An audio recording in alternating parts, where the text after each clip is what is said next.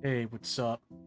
Um, random video, I know, but I have a good amount of friends who are personally interested in playing Barony, especially after I bought some friends the game when there was a sale going on where you could gift it to people.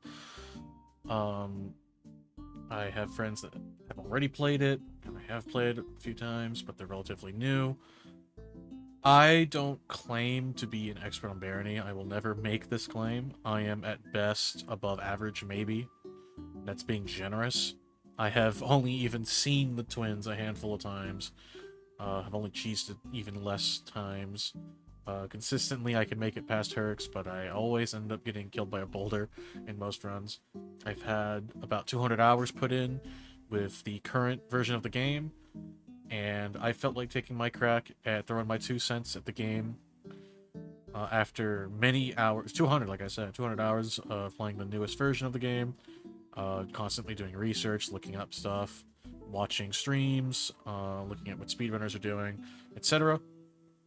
I feel like I have a good right to take a crack at talking about Barony because most guides and most info bits are not up to date. They are in the old version of the game, as most players now know. There was a complete overhaul on the game and how a lot of the stats worked, some balance changes and stuff. So a lot of guides from over, I want to say maybe 8 or 9 months ago. I don't remember exactly, 8 or 7 months, something in that ballpark. Of whenever this video comes out. Everything that came out before that is severely outdated. There's a lot that needs to be done to catch a lot of guides and blurbs online about the game up to date. And there's just really not a lot about the current state of the game up out there. It's all old and outdated information.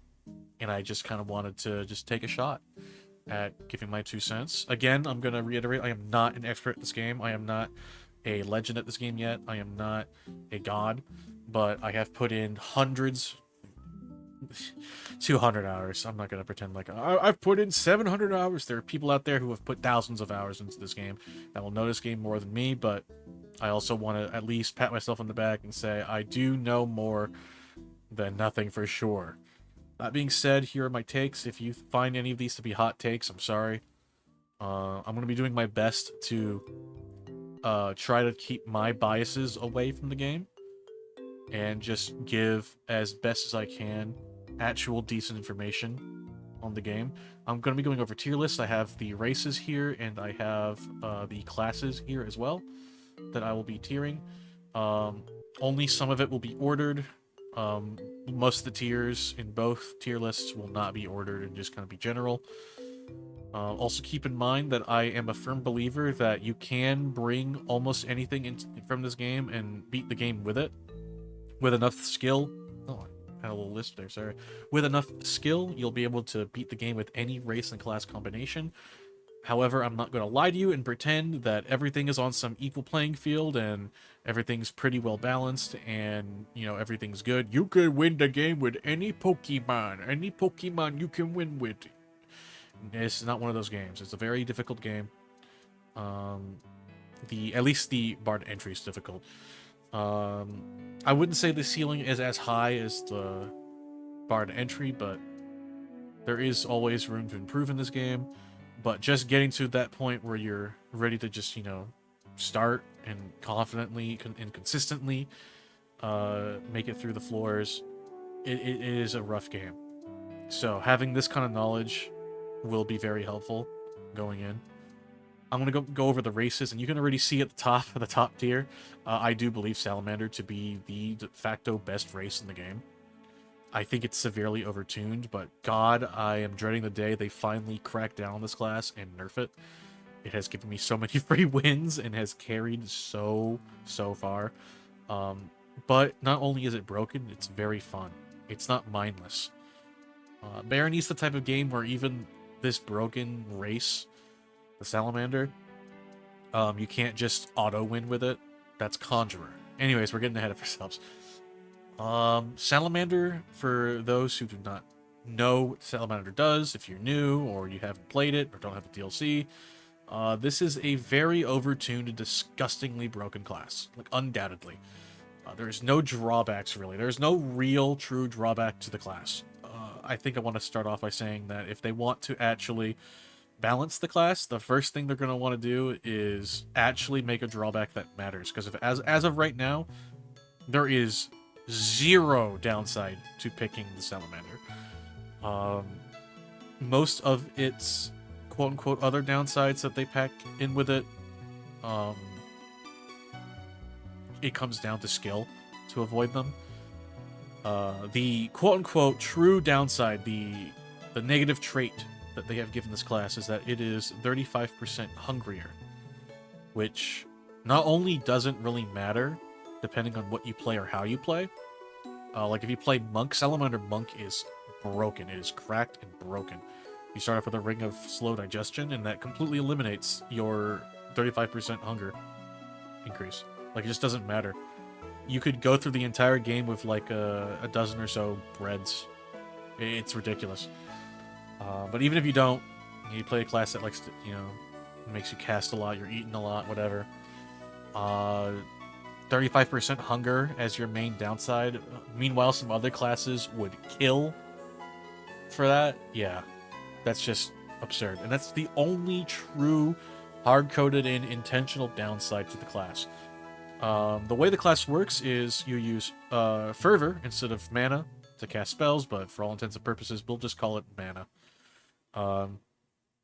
You regen up to 50% naturally, so your mana regen stops at 50%, and past that you won't regenerate mana naturally. You can, you know, drink potions, right, that regenerate mana. You'll get some mana back. The main way you get mana is you use an innate spell that Salamander comes in with called Breathe Fire. The way Breathe Fire works, oh my gosh, there's so much. If I'm gonna actually read off what it does, what Breathe Fire does, it's gonna be a couple minutes by itself, just because it does everything. Breathe Fire does everything. I'll shorten it. I'll make it in very layman's terms. If you want to actually know what it does, I recommend looking up the list of spells for Barony and just scrolling down into Thaumaturgy section and read what Breathe Fire does. Every time you look at it, it's going to have a new effect. I swear to God. It is the Red Eyes Dragoon of Barony. Every time you look at it, it will have like a new line of text you didn't see the last time. But the layman's version of it is it costs a good chunk of mana. You breathe fire. The fire itself pathfinds very funny. It flows like water almost, which means if you shoot it at an angle, like in a hallway that curves, if you shoot it at the curve, it will go around the bend. So you can get enemies around walls like this. It is broken in the Gnomish Mines. It's ridiculous. But it shoots 5 projectiles, and each time a projectile lands, you get Fervor back. The damage it does isn't like shockingly high, but what it does do is, depending on how much charisma you have, it will remove more and more resistances that an enemy has. So if an enemy has a bunch of resistances, you can just breathe fire, and as long as you have good charisma, because the amount that it removes is based on how much, it's like every 5 charisma you have. So if you have a bunch of charisma, you can just remove resistances. You know, the Incubus, you know how it has to cast a spell that all it does is remove resistances? And it drains your mana? Yeah, the Salamander can essentially do it for technically free if you land all 5 hits. It removes multiple resistances. It also does damage upon landing. Oh, and it causes burning. It sets them on fire, so they're taking additional damage. And then you can just spam it over and over and over again. You'll stay roughly the same amount of MP. If there's more than one enemy, you're actually going to get more MP than what you started with. And if you kill an enemy that has the debuff that Breathe Fire gives, you will gain fervor. Can you believe this? Like, you just get more shit out of it. Also, when you kill an enemy, what happens? You get XP, right? So that gets you fervor. Gaining XP gets you fervor. So when you level up a skill, you will get mana. And this is outside Breathe Fire, but Breathing Fire can also level up your Thaumaturgy because it's a Thaumaturgy spell. So if you level up Thaumaturgy, guess what? You get MP back. Oh, and if you use enough mana and you dip below, I believe it's 25%. If you dip below 25% of your maximum MP, you get put into a stone form, which slows you to a crawl, which is, depending on what class you're playing as, it can be bad or good, but it makes up for it even if it's bad by increasing your AC. So if you're playing a tanky class that doesn't mind the slowdown, you can just spam Breathe Fire, miss a couple shots, and now you have a bunch of AC. It actually can come in clutch. You can purposefully miss Breathe Fire so that you get put into stone form, and now in the early levels of the mines, you have tank level AC already, and you're just not going to die. It can really help in clutch situations against like early game skeletons or like a troll. It's absurd. If you have 75% or above mana and you cast Breathe Fire, you go you go into a Radiant form, which increases your damage, makes you faster, and gives you Levitate. The form runs out at like close to half. I think it's like 55 or 60%. Let me look at, I got it on my phone here. Yeah, 60% forever. You go back to your normal form, so there's no downside at all. If you turn into your Radiant form, there's like literally no downside. I guess you cast Light, so it's a little harder to sneak if you're trying to level up Sneak on the class that didn't start with high Sneak. Oh no. It doesn't matter, you'll just kill everything in your way with the Radiant form. Are you noticing that, like, there's just nothing but, like, benefits to this? It's like you start with the best spell ever, conceived in a video game, period. The only way it could be better is if it just automatically beat the game for you, or if it summoned 2 skeletons to fight for you. We'll get into that later. It's broken. The Salamander's broken. It sounds like I'm describing a class to you, but this is the race. This goes with whatever class you pick. Any class you pick will go wonderful with the Salamander.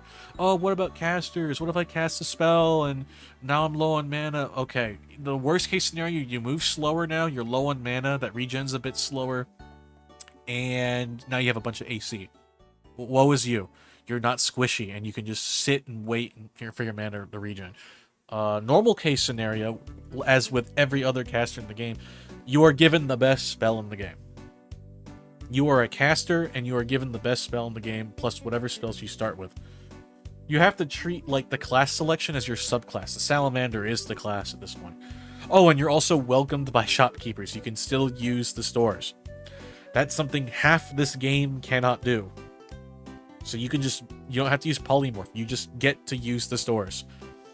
Remember, the downside, the balance to this, that the devs gave the Salamander, you get hungrier slightly faster than everyone else. Oh fucking no. Oh jeez. Yeah, so the Salamander is like the best race, bar none.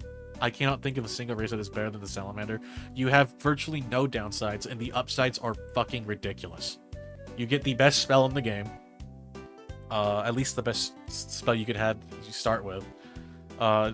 Still one of the best spells overall, I think, in the entire game. It's ridiculous. The damage itself doesn't scale particularly amazing, but it's good for clearing out groups. It removes debuffs, it inflicts burning. So if you're playing Hermit, congratulations, you have a way of applying a debuff without using your duck. And then you can just use your weapon or other spells because they're debuffed. They don't have resistances. You do more damage to things that would normally resist you. And they're burning. And you can go into your Radiant form if you keep landing hits with it. Fucking incredible. In my opinion, the best race. If you have the DLC, fuck around with Salamander, I promise you. Once you learn you're supposed to be spamming fire and not conserving your MP to use it. No, you get your MP when you use the fire. Use the fire, and magically, all your problems disappear. It is the problem solver. A very close contender for best race in the game, for me at least, is the Vampire. The Vampire is absurd. So, remember how I said the Salamander starts with the best spell in the game? Well, the Vampire starts with like what would be probably the second best spell in the game. So that's what puts it up here. The Vampire starts with a spell called Bloodletting, which has a pretty hefty cost of MP, but if you get a kill with it, you get a blood vial, and instead of food, vampires use blood vials as to satiate their hunger. If you do an assassination, that's what this game calls backstabs or killing from behind. You get a guaranteed blood vial that way. So, no brainer, you have a spell that completely facilitates how your class works. It does good damage.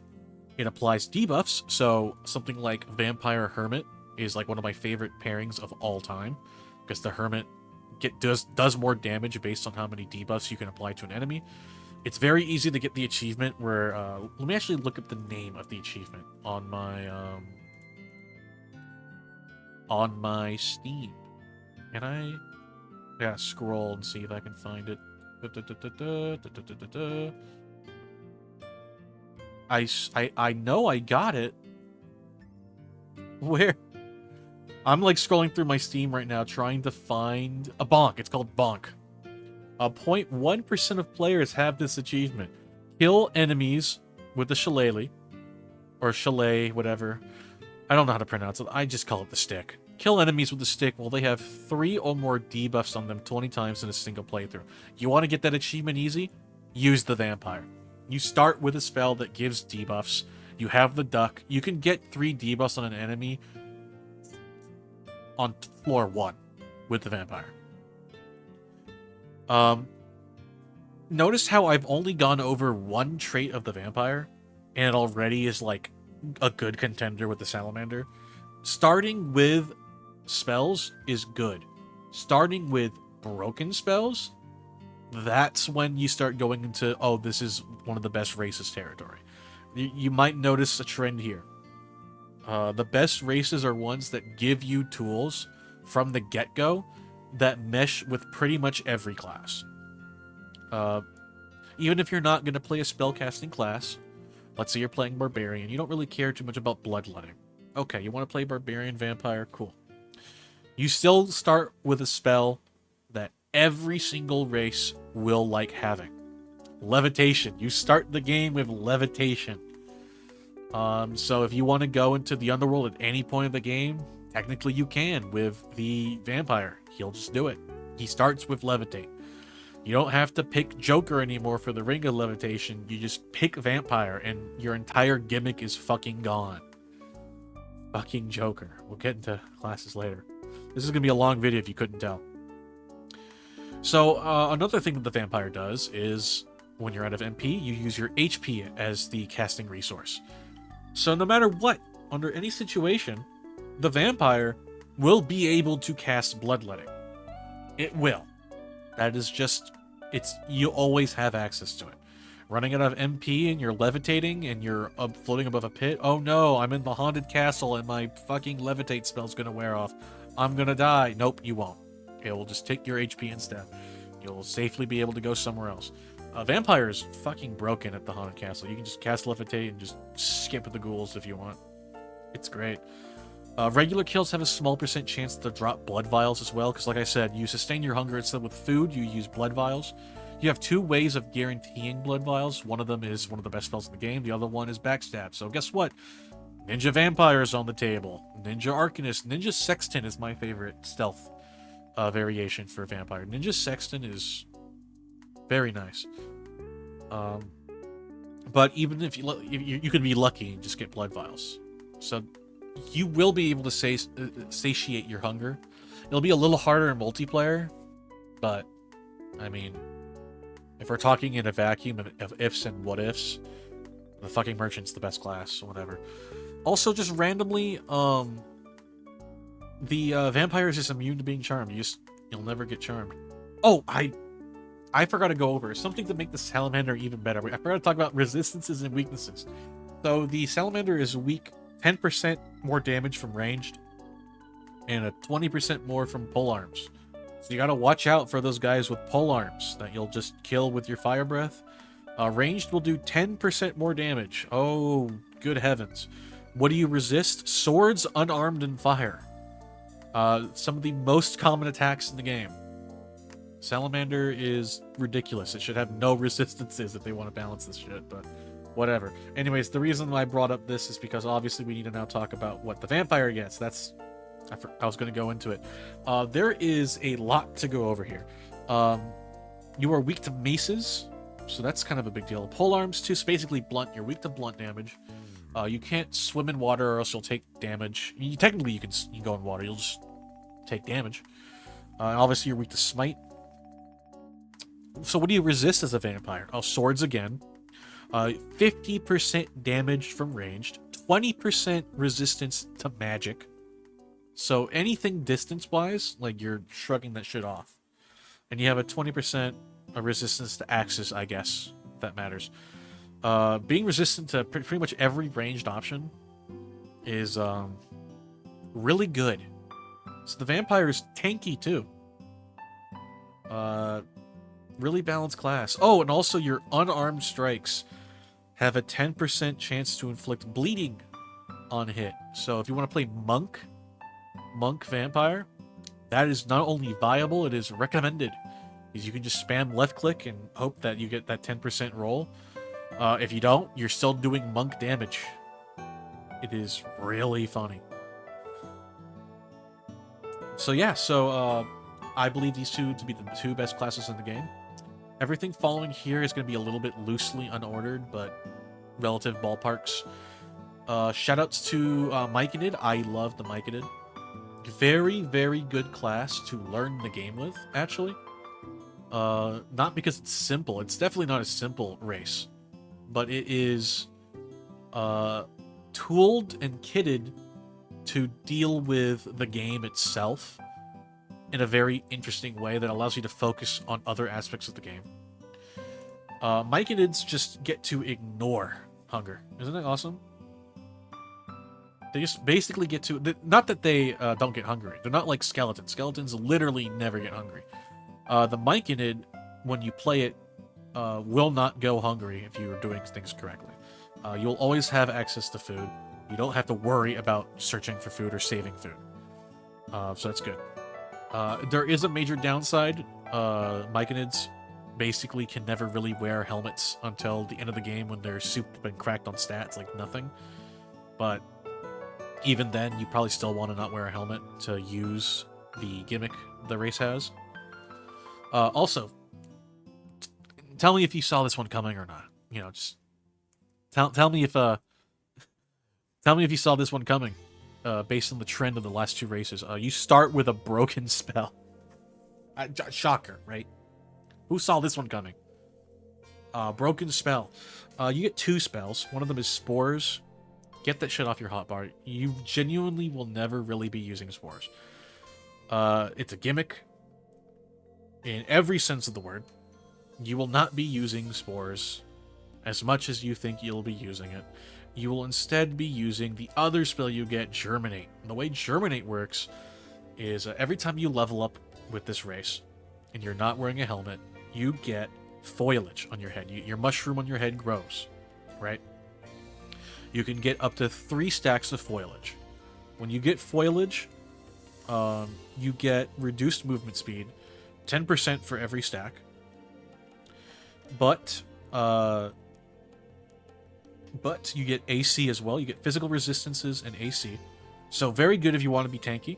So classes like Cleric, love Myconid. You get innate poison strength. So if you want to like do poison build stuff, you want to cast poison, guess what? You want to play Myconid.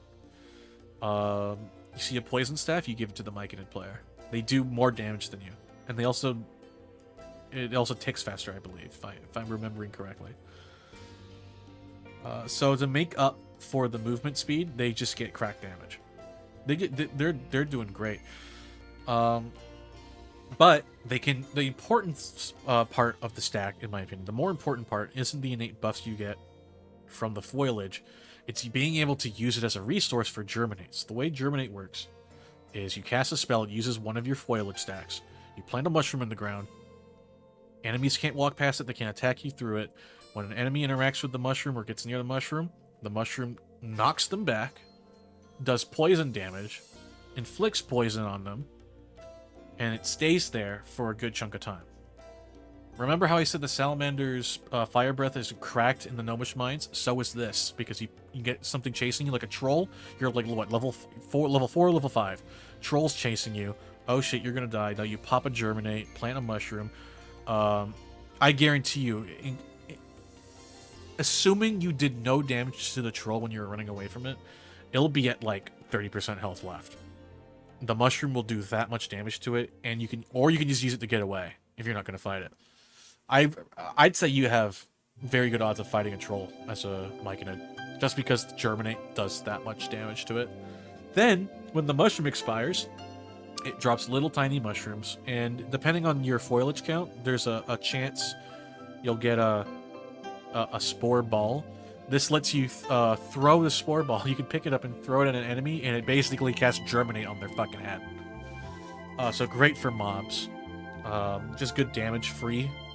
And then, like I said, the mushrooms that you pick up, that's your food. You can eat those mushrooms.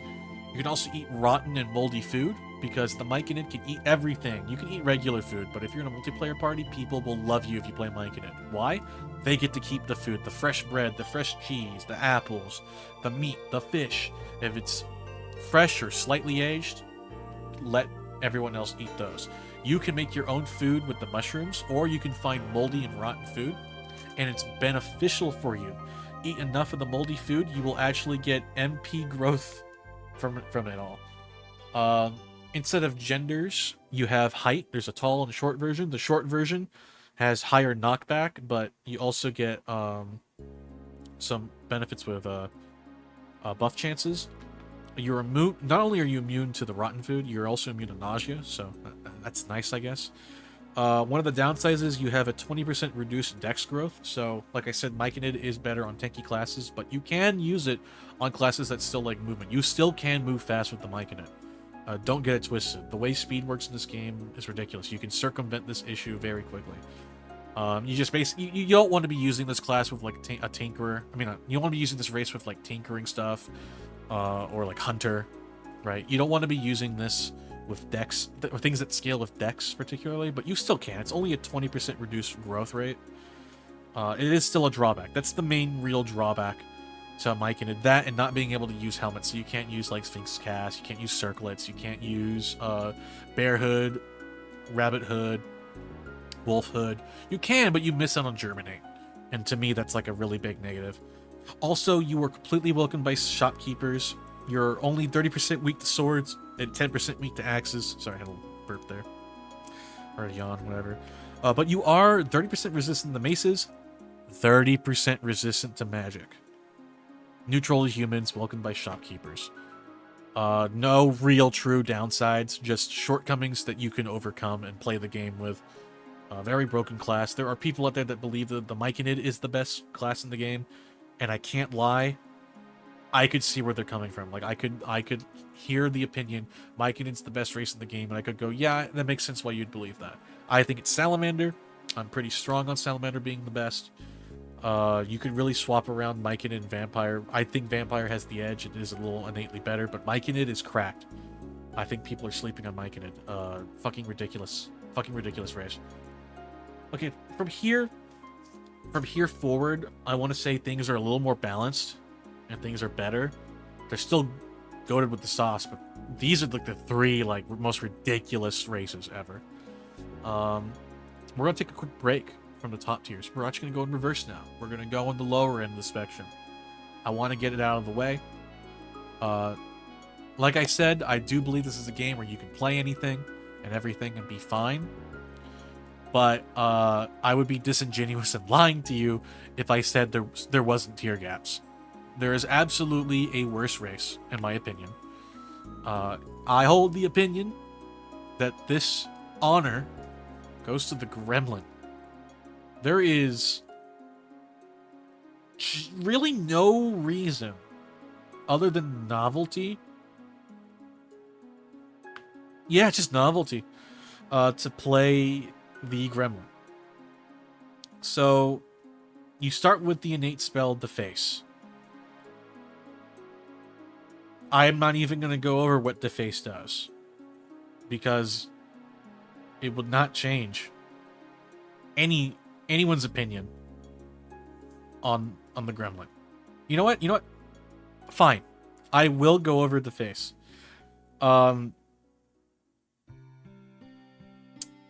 You ready? You ready? It destroys sinks, gravestones, workbenches, and cauldrons. So the next time I say something that you may not believe, let this be a lesson. I really stand by the shit I say. It's fucking terrible. It's evasive when slippery. So it has a dodge chance when there's grease on the floor. And that pretty much 99% of the time in normal gameplay will never happen. You have to go out of your way and play Gremlin Sapper. And then you have to play Sapper in a worse way than most people ended up playing Sapper over the past couple of months. And instead of using it as like a diet cleric with a frying pan, you use it as the gimmick that the devs wanted you to use it as. And you throw grease balls everywhere. And then you get yourself greasy so that you can be evasive instead of just killing the enemies in front of you. You could just slather yourself up in oil. Sure. You have... Are you ready for this? You have improved sneak vision.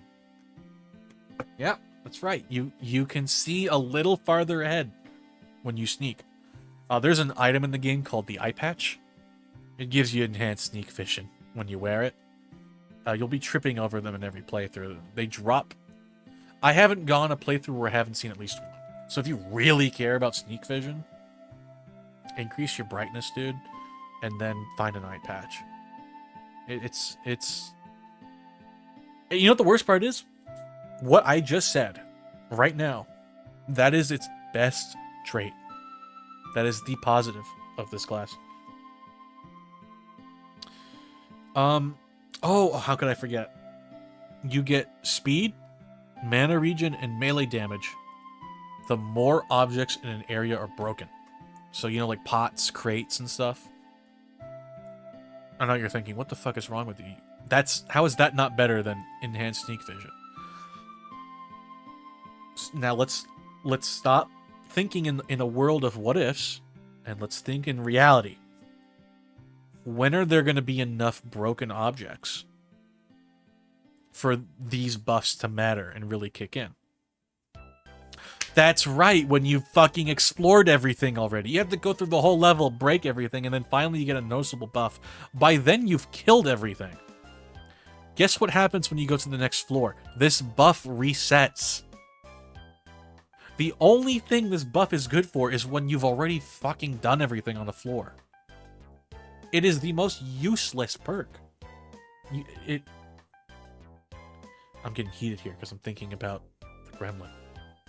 And the Gremlin makes me upset. Weaknesses, 30% to swords, 10% to axes. Good resistances, but they're all low resistances. 20% to polearms, 20% to magic, 10% to ranged, 10% to unarmed, 10% to maces.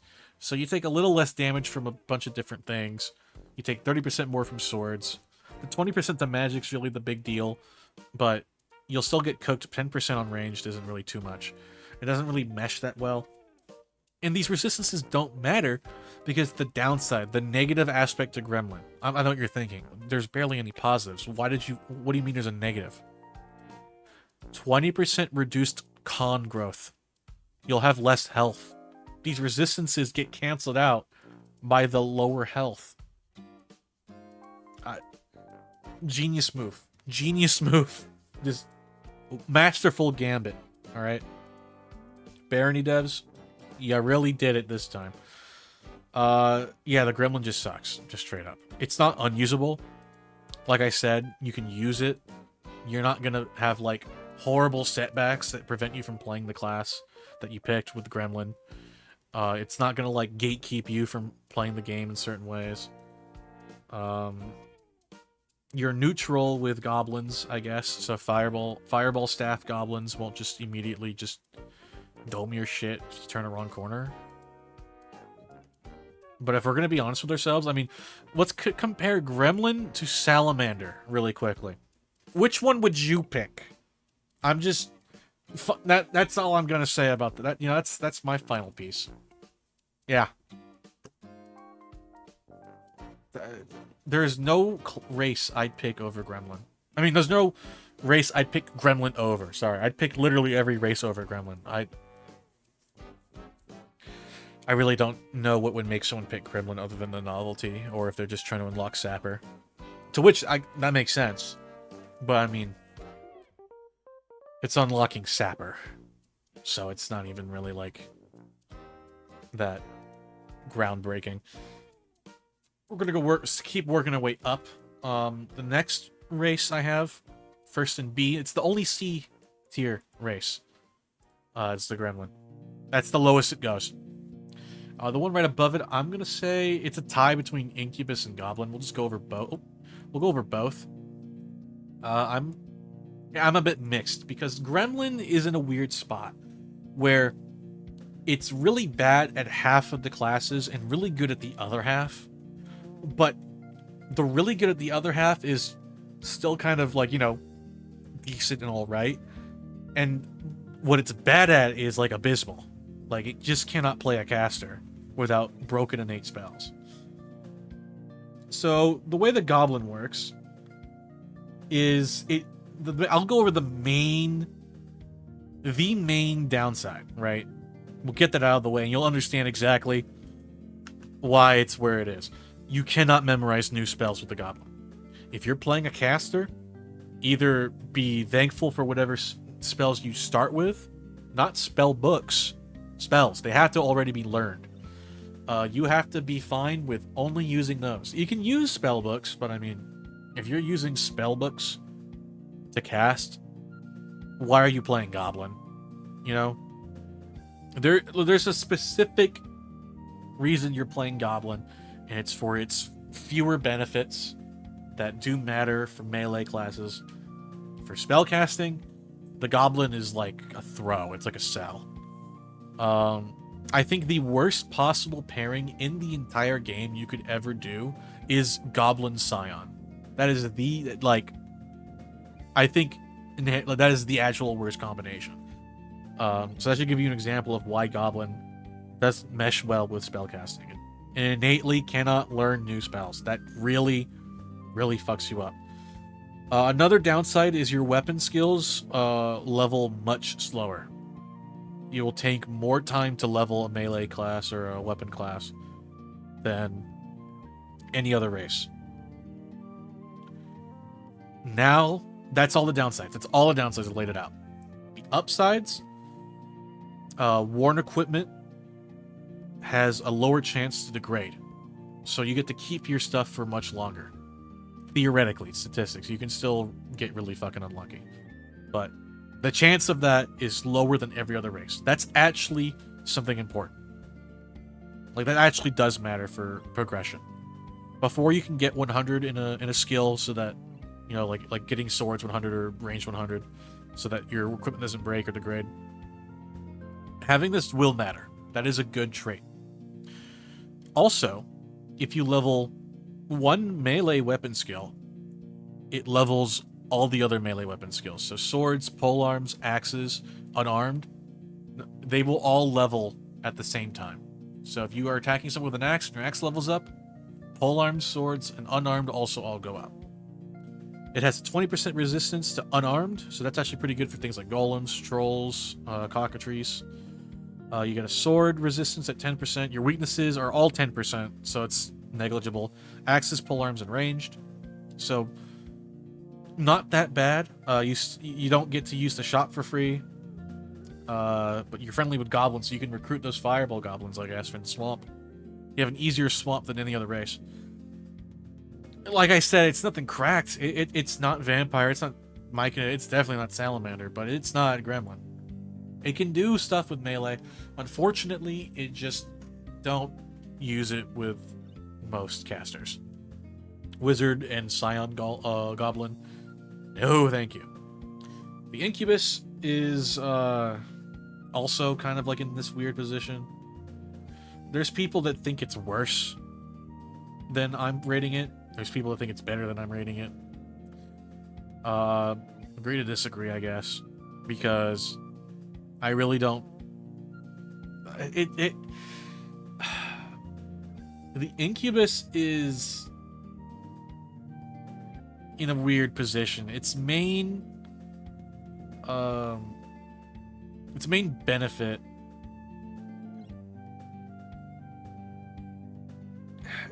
You see how like I'm struggling to even really talk about it? Okay, so it begins with a spell. It's a good spell. It's Arcane Revelation, Arcane Strike. I'm blanking on the name. You start with teleport. Fine, whatever. Arcane Mark. I'm looking it up because that's why I'm stalling for time here. I was looking it up. The Incubus starts with Arcane Mark. Lets you hit a single target. You see that's a dot on the map. And it also nullifies all resistances to damage types. So, not bad. Not bad at all. If you mark a target with Arcane Mark, if you then use Teleport, you will actually reduce the cost of Teleport by half and teleport directly behind the marked target. So if you're playing Ninja, not bad, but you're going through all this effort to cast Arcane Mark, then you're casting Teleport to get behind it so you can backstab it. Meanwhile, the Salamander has breath fired onto it and then, like, hit it twice and it's exploded. You see what I'm getting at here? It's a little lower. You can use cursed items, I believe, just like the Succubus, which we'll get into way later. Cursed equipment is removable, and you receive bonuses instead of negatives from a curse.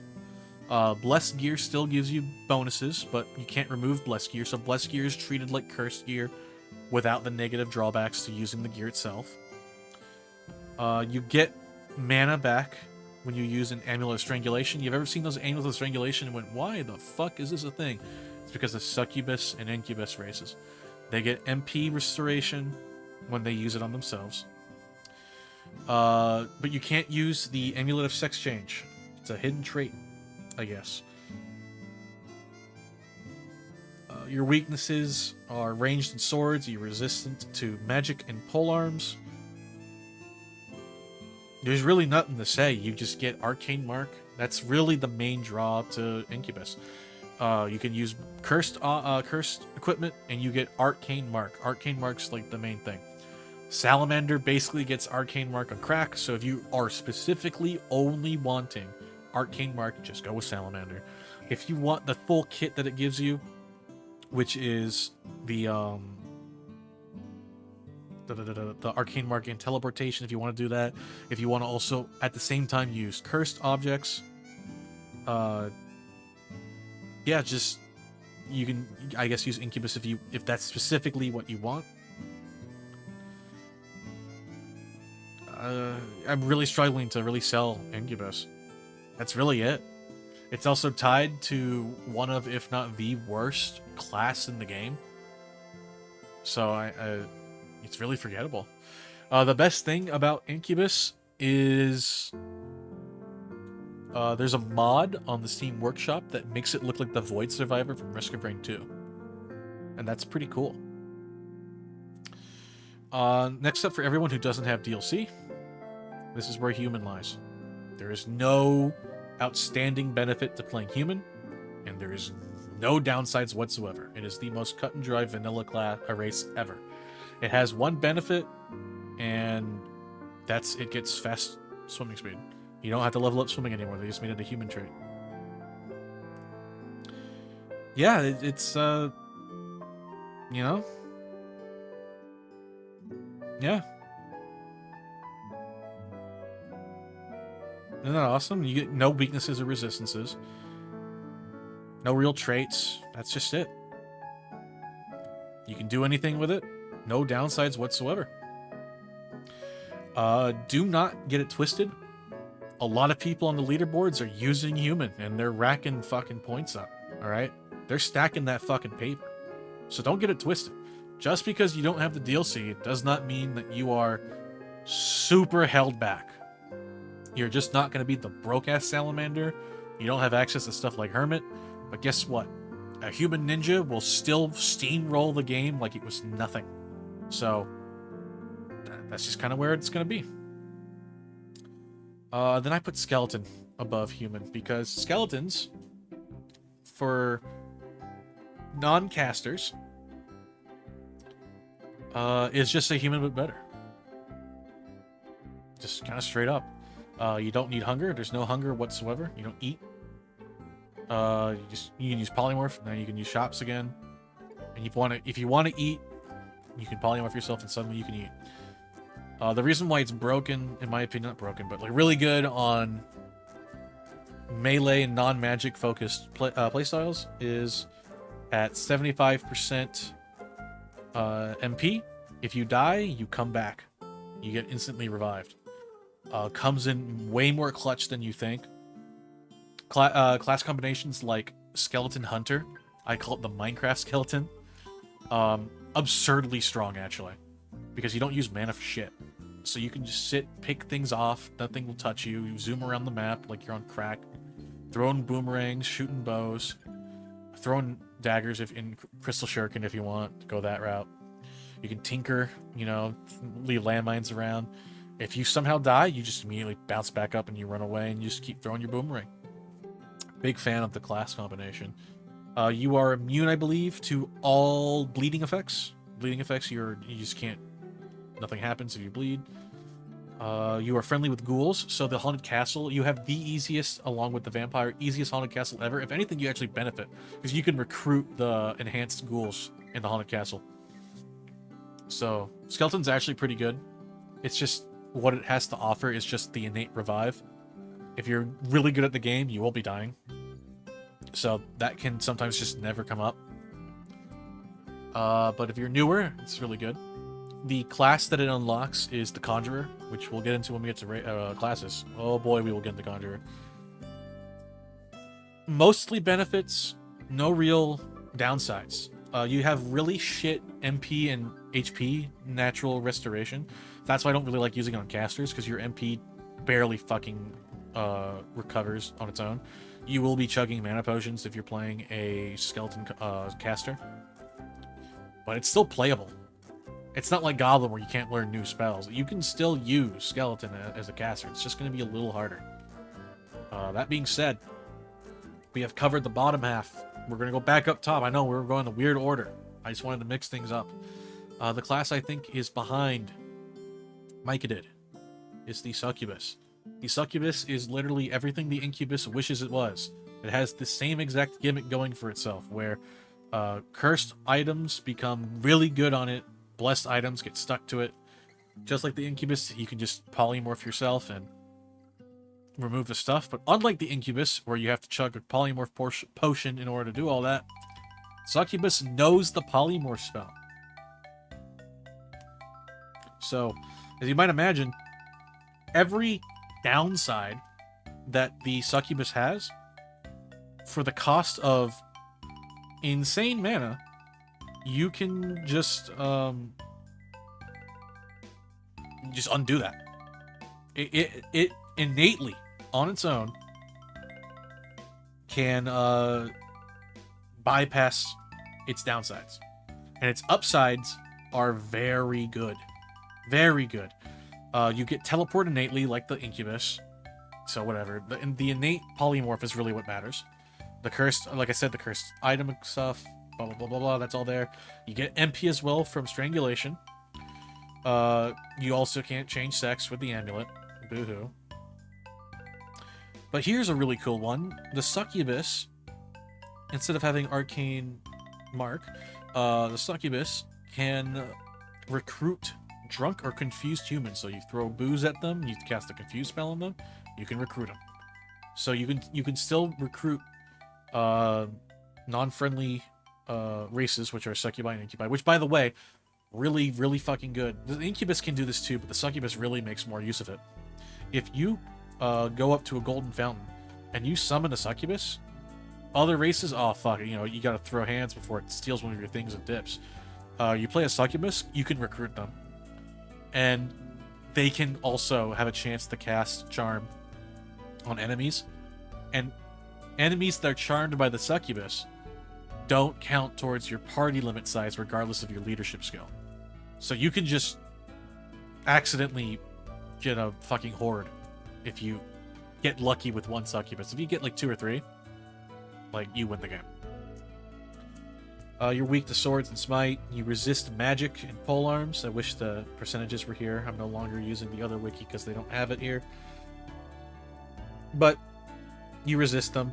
pretty good, whatever, cherry on top. But the main draw is the Succubus lets you pretty much use any piece of equipment in the game. That's like a really big deal. You don't have to use remove curse scrolls, although getting blessed items isn't exactly favorable because then you can unequip them. But I mean, if it's really, really good and you're not planning on removing it, guess what? It doesn't really matter because you still get the blessed benefits. If they wanted to nerf Succubus, they would have to make blessed equipment be the polar opposite. Just swap curse and bless and make blessed items give you negative benefits if you're a Succubus, but I'm not gonna condone that because I like free wins. The Succubus is a good race. It can negate all of its downsides, but I just don't think it's better than these other 3 races because the highs aren't as high. You don't get a Germinate, you don't get a Bloodletting, you don't get a Breathe Fire, right?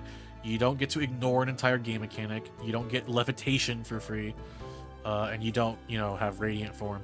You're still a Succubus. You start with Polymorph, and that's a pretty good thing to have. That's a pretty big deal, but compare that to everything else, ain't nothing crazy.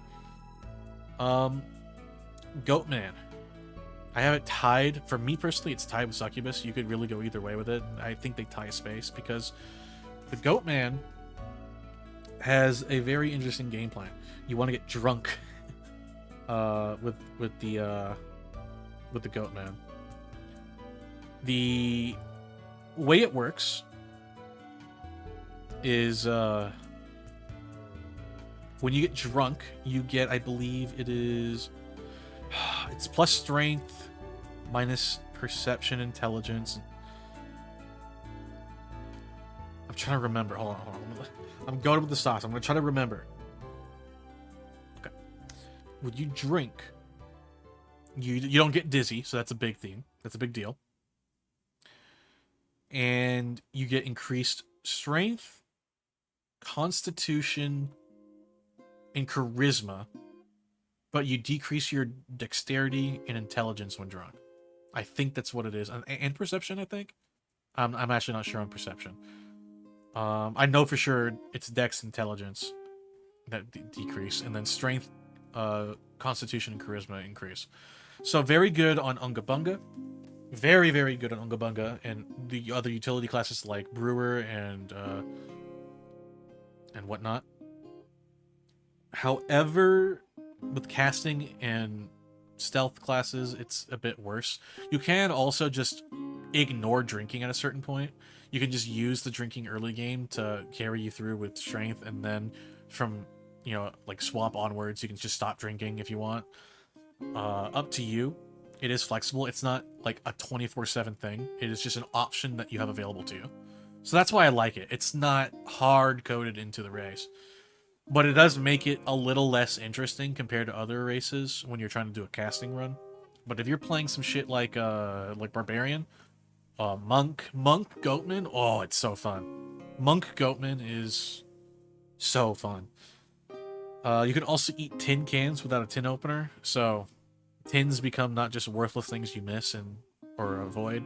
You actually can eat the tins, so that's cool. You can also recruit humans and goblins by throwing booze when you're drunk. That is a thing you're able to do.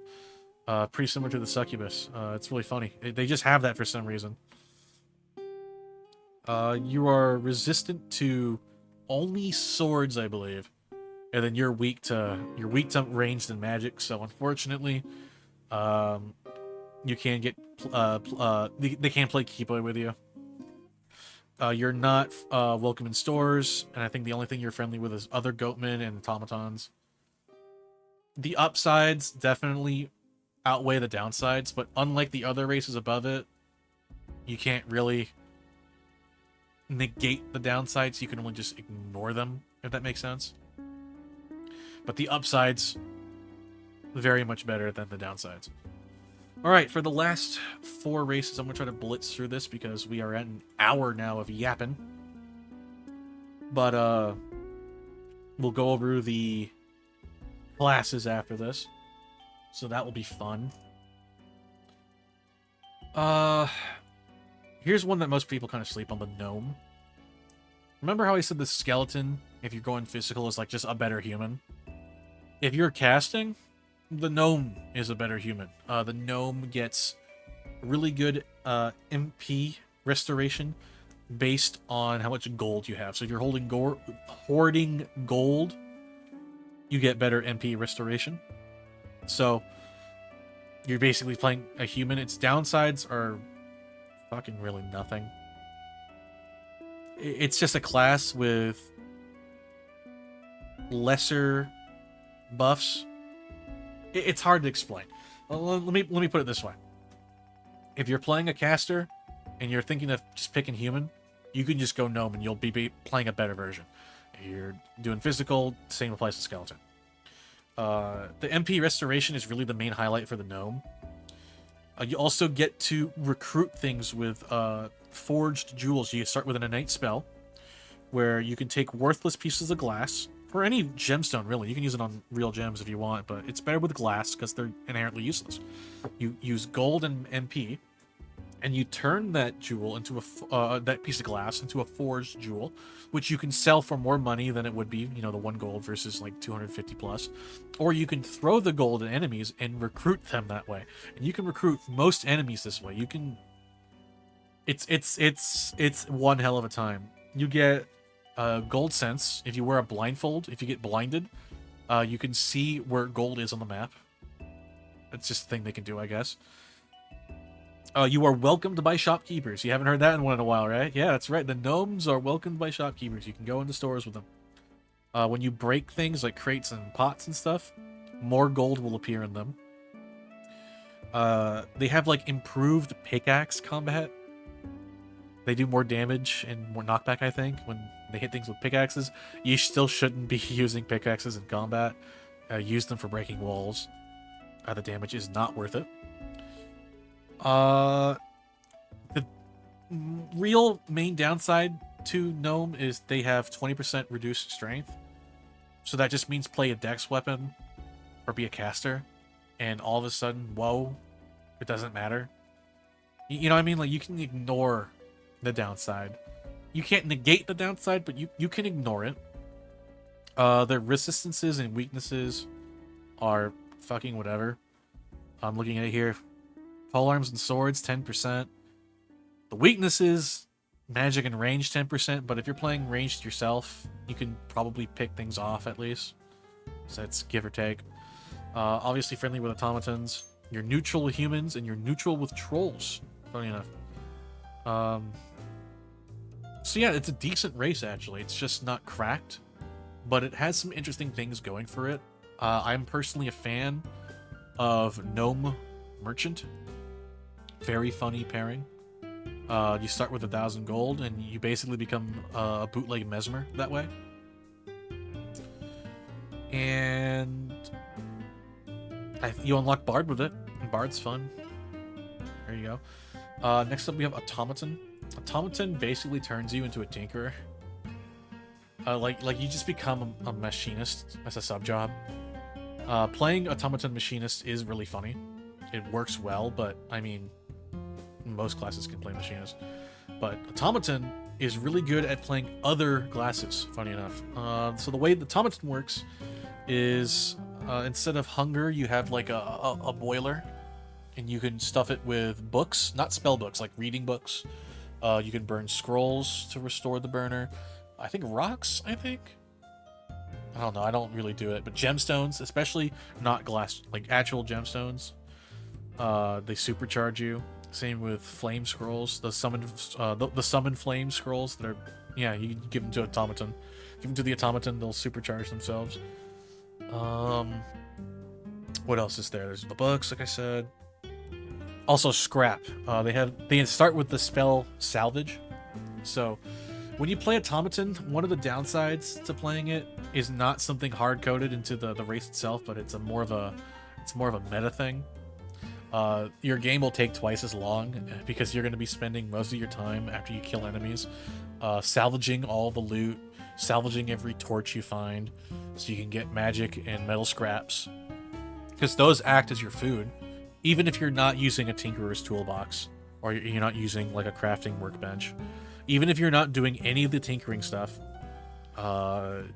you still want to be salvaging stuff and just getting a bunch of scrap, because that's your food. Ooh, sorry about that. So it plays a little funny that way. Going in water will drain your mana. So no swimming, alright? No swimming. It doesn't kill you, but it does fuck up any casting. So if you're doing like Spellcaster with Automatons, watch out for the swamps. You are neutral to Incubus and Succubi. Random tidbit there. You do start with innately with 20 to Tinkering, no matter what class you pick, so that's pretty cool. You are able to use use and unequip all equipment. So unlike the Succubus and Incubus, if you put on Blessed gear, you can't take it off, but you can still use Cursed stuff. The Automaton can use Cursed stuff and Blessed stuff and remove it willy-nilly, but you don't get benefits from Cursed stuff. So that's something to watch out for. You are resistant, I believe, to blunt. Yeah, axes, maces, and magic. You are... No, wait, no. It says here weaknesses. Oh, you are weak to maces, axes, and magic. That is unfortunate. Got it backwards. You are resistant to range and unarmed. You are welcomed by shopkeepers, and you are friendly with humans, so you can recruit characters like King Arthur. Isn't that amazing? Decent class. Very cracked on ninja. Auto ninja is ridiculous, especially if you find a workbench or a tinker's kit. Obviously, Machinist, one of the best classes in the game, pairs incredibly well with Automaton because, you know, you get an innate 20, and you can salvage whenever you want, even without a tinker's kit. Okay. I'm gonna have to pause it here in real life, so if there's a weird cut, that's why. Alright, sorry about the random cut there. I had to go to a party. Right after that, I got, my ride was there, at my door. It's the next day. I'm in a little bit of a haze, so you might be moving at a slower pace. I'm just fucking tired. Went to some arcade place. They were playing like our fighting games at some dude's house. Like some dude turned his front lawn to an arcade. It opens on Fridays. $10. Play for the whole night. Unlimited. Played a fucking with Darkstalkers. QB is fun as hell. Anyways. I kind of remember where we were last time. Yeah, we had to do Insectoid and Dryad. I'll do Insectoid first. I put Insectoid right here, and obviously Dryad's right here. So we'll just knock them out right now and just move on to classes as soon as I can. So the Insectoid is a pretty cool class. It uses its hunger as an MP resource. So you'll only be loading up on food. One of the few races that... Actually, it's the only race. What am I saying few? It is the only race that turns a food store into an ammo bag for your M60. Its innate offensive spell, Acid Spray, is pretty alright. It's nothing like Bloodletting. It ain't no Breathe Fire. It ain't Germinate. But it is a good, decent spell. So it's good. But the main draw to Insectoid are the other two spells that you get. It's Flutter is the first one. The other one is Dash, I believe. Dash is pretty decent. If you're playing a class like Barb, like Barbarian, if you're playing Ninja, Dash is actually pretty decent. It can... You'll move real fucking quick. But Flutter is like a bootleg Levitate, you know what I mean? Yeah, you can tell I went to a party last night. Let me fix my vernacular. What makes Insectoid decent is that it kind of pulls from other good race traits, like an innate spell, having an innate offensive spell, an innate mobility spell. It's able to eat all kinds of food, so you can eat spoiled and rotten food. It actually is pretty good for you. You're immune to sickness when eating spoiled food, so you can eat any moldy food, just like the Myconid multiplayer. But you can still eat regular food too. You're immune to poison. I believe it also regains hunger/MP from booze, if I remember correctly. I haven't actually used Insectoid too much. It's something that I really should try out more often, because it's pretty decent, but that's pretty much everything there. It's resistant to maces and unarmed, so it's really good against, you know, melee mobs. It's weak to ranged, unfortunately. But it's pretty straightforward. You turn your hunger into MP, so it's one of the few races, along with Automaton, where you can actually physically see how hungry you are. Yeah, it's pretty alright. It's like, there's no real downsides to it, but the upsides aren't crazy. It's a very balanced race. And I think being able to just pretty much recruit everything in the Sand Palace is really funny. Yeah, decent. It's just decent. It's just good. There's nothing really bad about the race. You don't get any real downsides. It's just, you have to play a little differently. That's about it. So it's decent. But, like I said, what it provides, it ain't no fire breath, right? It ain't no being able to use cursed equipment. It ain't no germinate. It ain't no bloodletting. You don't get Goatman's crazy drunk stats. You don't get Automaton's hunger mechanic, which is way better. You don't get Gnome's MP regen, so I wouldn't put it above anything I mentioned. You can maybe say it's here or here. I would put it anywhere in A tier, but me personally, it's before Gnome in Auto. But I would say it's better than everything below it, for sure. It's better than playing Human, without a doubt. And then the last one is Dryad. I really wish Dryad was better, in my opinion. In my right mind, I could not put Dryad above anything else. You can maybe make arguments it's better than Gnome, and maybe it's better than Auto, maybe it's better than Insectoid. You can maybe argue it's better than everything in A tier. I don't think so. It is not S tier. Without a doubt, Dryad is not S tier, and I'll tell you why. Dryad's main gimmick works the same way as Myconid. As long as you're not wearing a helmet, you get crazy bonuses every time you level up. And you can use a spell that, instead of planting a mushroom that that damages enemies, you plant a tree and it heals, so it's good support.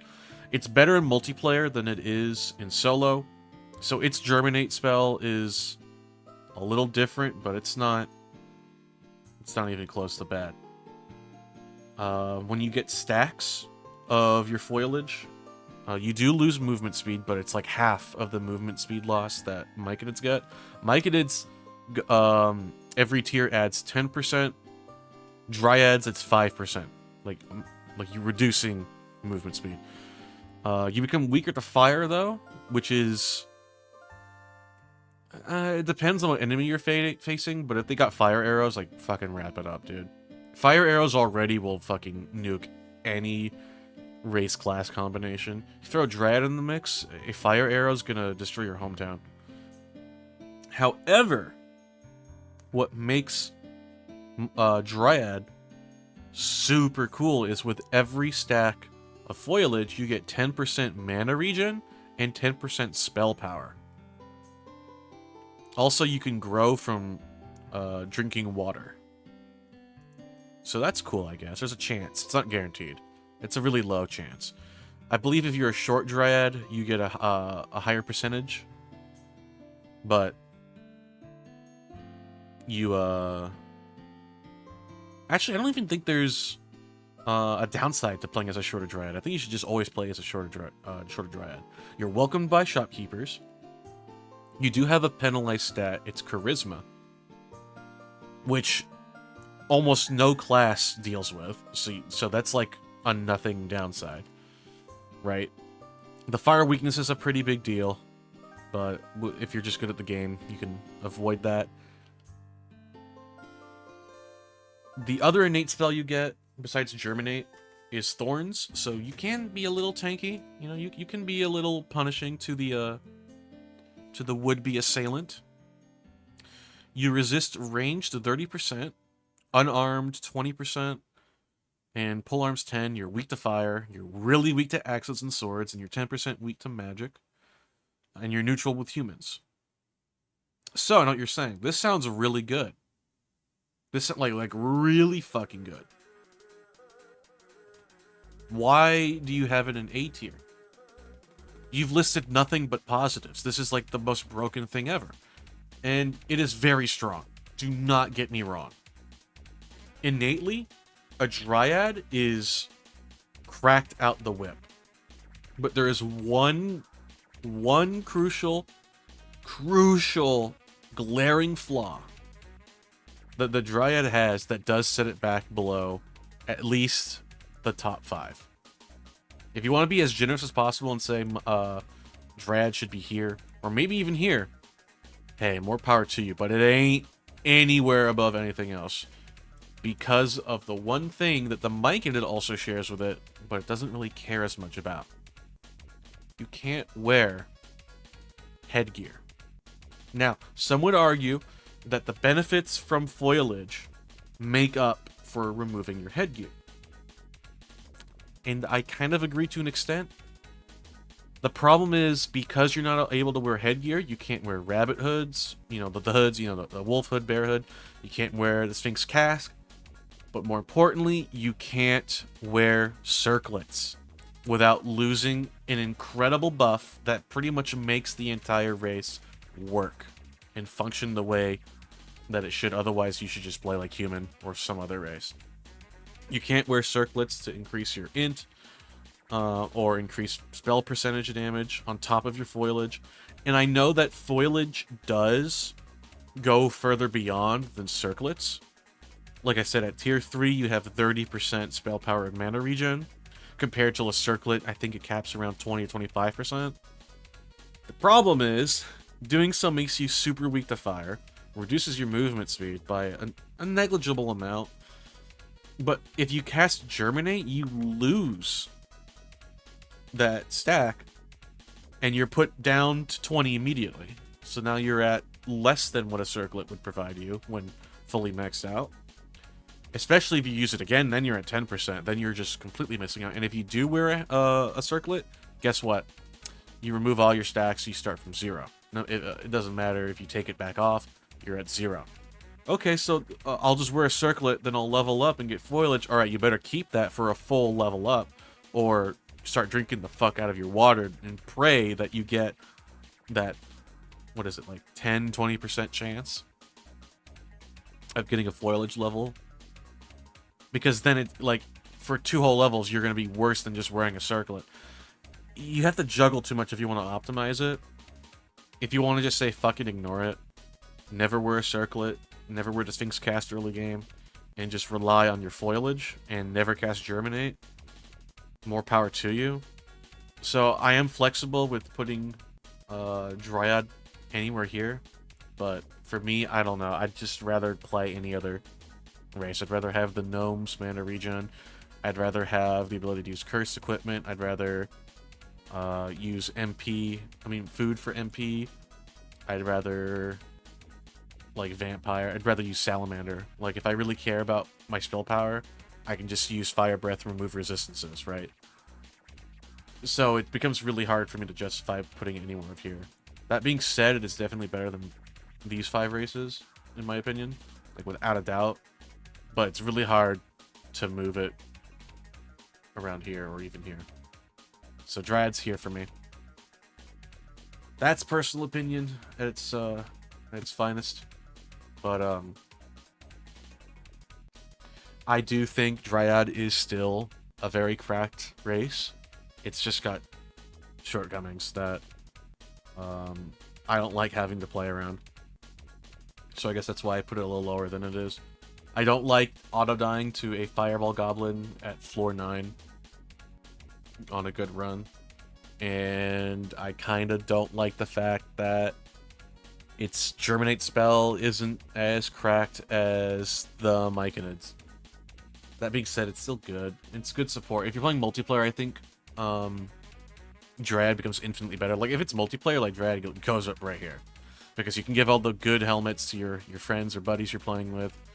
You can actually provide food, because Unlike the Myconid, the food that your Germinate produces can be eaten by other people pretty safely. You provide healing with Germinate. So, I do think in multiplayer, like, this whole fucking thing changes. In solo, though, it's right here. It's just not that great. Alright. Take a picture. You'll remember it longer. We're moving on to classes now. Alright. So I got, I have the bottom tier, labeled this for a reason. Actually, I need to do this really quick. There we go. Sorry. I don't think anything is worse than B tier, except for the endless suffering for a 2-piece chicken tender from Arby's tier. That's like a G tier. You know what I mean? Only 2 classes are in there. Everything else is B and above, and then we have the God Hand, which are like the best of S tier, and they will be ordered. Other than that, I'm going to start actually with that worst tier, because I know everyone wants to know what makes you suffer for a 2-piece chicken tender from Arby's. So the first one is obviously going to be Joker. This is meant to be a weaker class. It's intentionally designed to be this way, so you can't really knock it. It's like the Depraved, or I think it's called Depraved. I forget what it's called in other Souls games. But, you know, just loincloth in a club, level 1. It's that kind of thing. Other games have this kind of thing where, you know, it's meant to be a weaker class, either for challenge or for optimization. I know in Souls it's actually not optimal, ironically enough, to be Depraved. You do want to pick the other starting classes. But, you get the gist. This is meant to be one of those classes where you don't really do anything. Your skills and starting equipment are pretty buns, with one exception. I know someone had a heart attack because I didn't finish the sentence. You do start with a Ring of Levitation with the Joker. Your weapon is a slingshot, which is like the worst weapon in the game. Like I said, it's just designed to be total fucking shit. You know what I mean? People say it's not viable, and I kind of agree. It's, I think, a little better in multiplayer, because your role is to take everyone's equipment that they don't want, and you just kind of build yourself that way. It's pretty free flow. You can kind of do whatever you want. Your initial stats are kind of buns, though. You -1 strength, -1 constitution, 0 dex, 0 perception, 1 int, 1 charisma. So you don't really do anything that well. You start with a Jester's Hat, the Ring of Levitation, Spellbook of Confuse, 1 Polymorph, 8 Cream Pies, Scroll of Food. You do have a Luck Stone, so that's neat. But other than that, not really that good. Like I said, it's intentionally designed this way. In multiplayer, the reasons why it's cracked is because you can give the Luck Stone to someone else. You can give the Book of Confuse to someone. You have food you can pass around. Like, if you're playing a race that doesn't care about food, you can just give the food out away. Like, you have 8 of them. So, actually not bad that way. But, you know what else supports a team in multiplayer? Just picking a cracked-ass fucking class. Killing shit. Get work done. So that's the Joker. I mean, it's called the fucking Joker. You start with a Jester's Hat. It's clearly meant to be the joke class. Haha, it's bad. Haha, memes. You know what wasn't designed to be bad, but ended up being fucking terrible? Fuck, the Punisher. If you play Punisher and you're new, you're gonna think this game is harder than it actually is. It's still hard, but, like, you're gonna have the worst impression of this game. It is not intended to be bad, and I think that makes it worse for its own sake.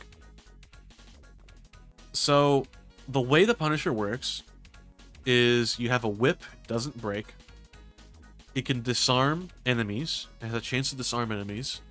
It's a medium range weapon, so it has some range to it, and it actually counts as a ranged weapon. But it's not like a projectile. It's not like infinite range. It's just got good reach. But the problem, it can disarm, right? Like I said, it can cause bleed too, especially on disarm. If you disarm, it does bleed. If you do a backstab it, I think it has a chance to bleed no matter what. And then what else do you start with? You start with a crystal axe. Amazing. But it's decrepit, so it's just gonna break in like 2 hits. I think the Executioner hood is like whatever. I'm actually gonna refresh my mind on what the Punisher hood specifically does. I want to get an accurate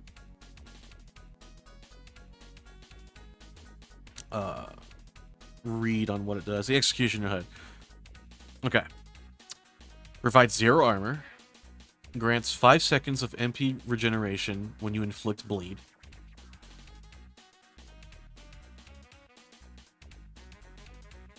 So it's really fucking whatever. The Arcanist starts with a better hood. Jesus Christ.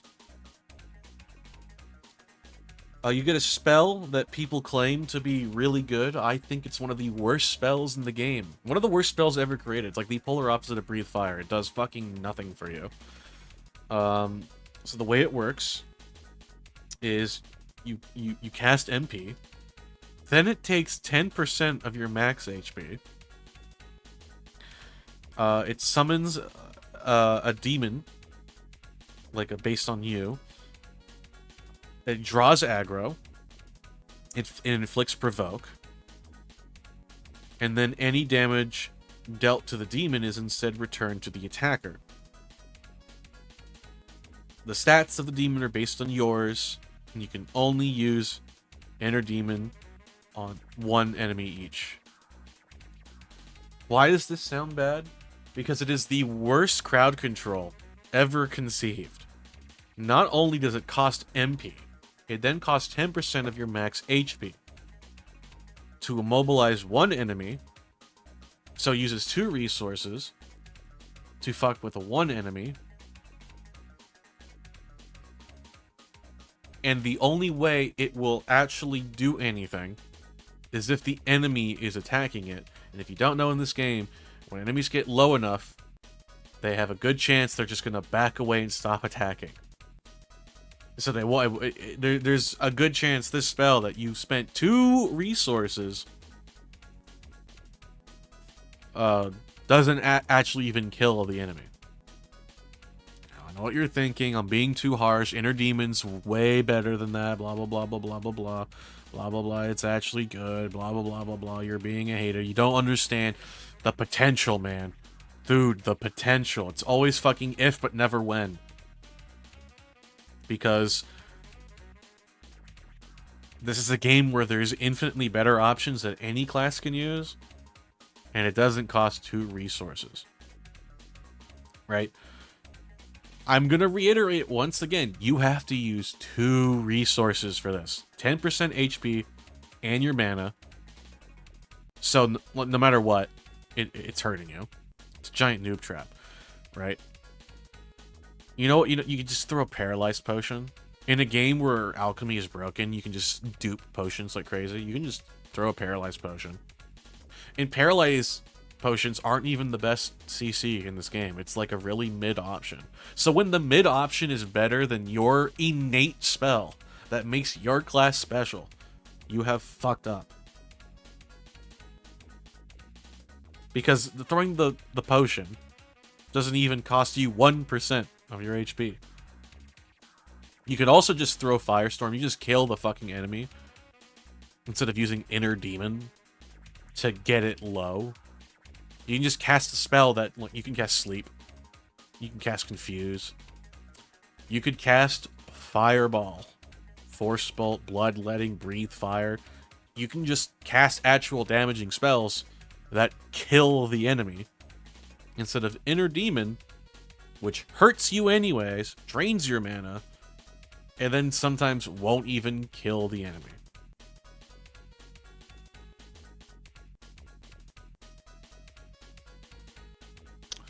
Yeah, the whip is the best part of the Punisher, and you can just drop that shit and give it to someone else. You can give it to the hunter, who's infinitely doing more than you. Oh, and remember how I said the whip is a ranged weapon? That means using it levels your ranged ability. And here comes the problem.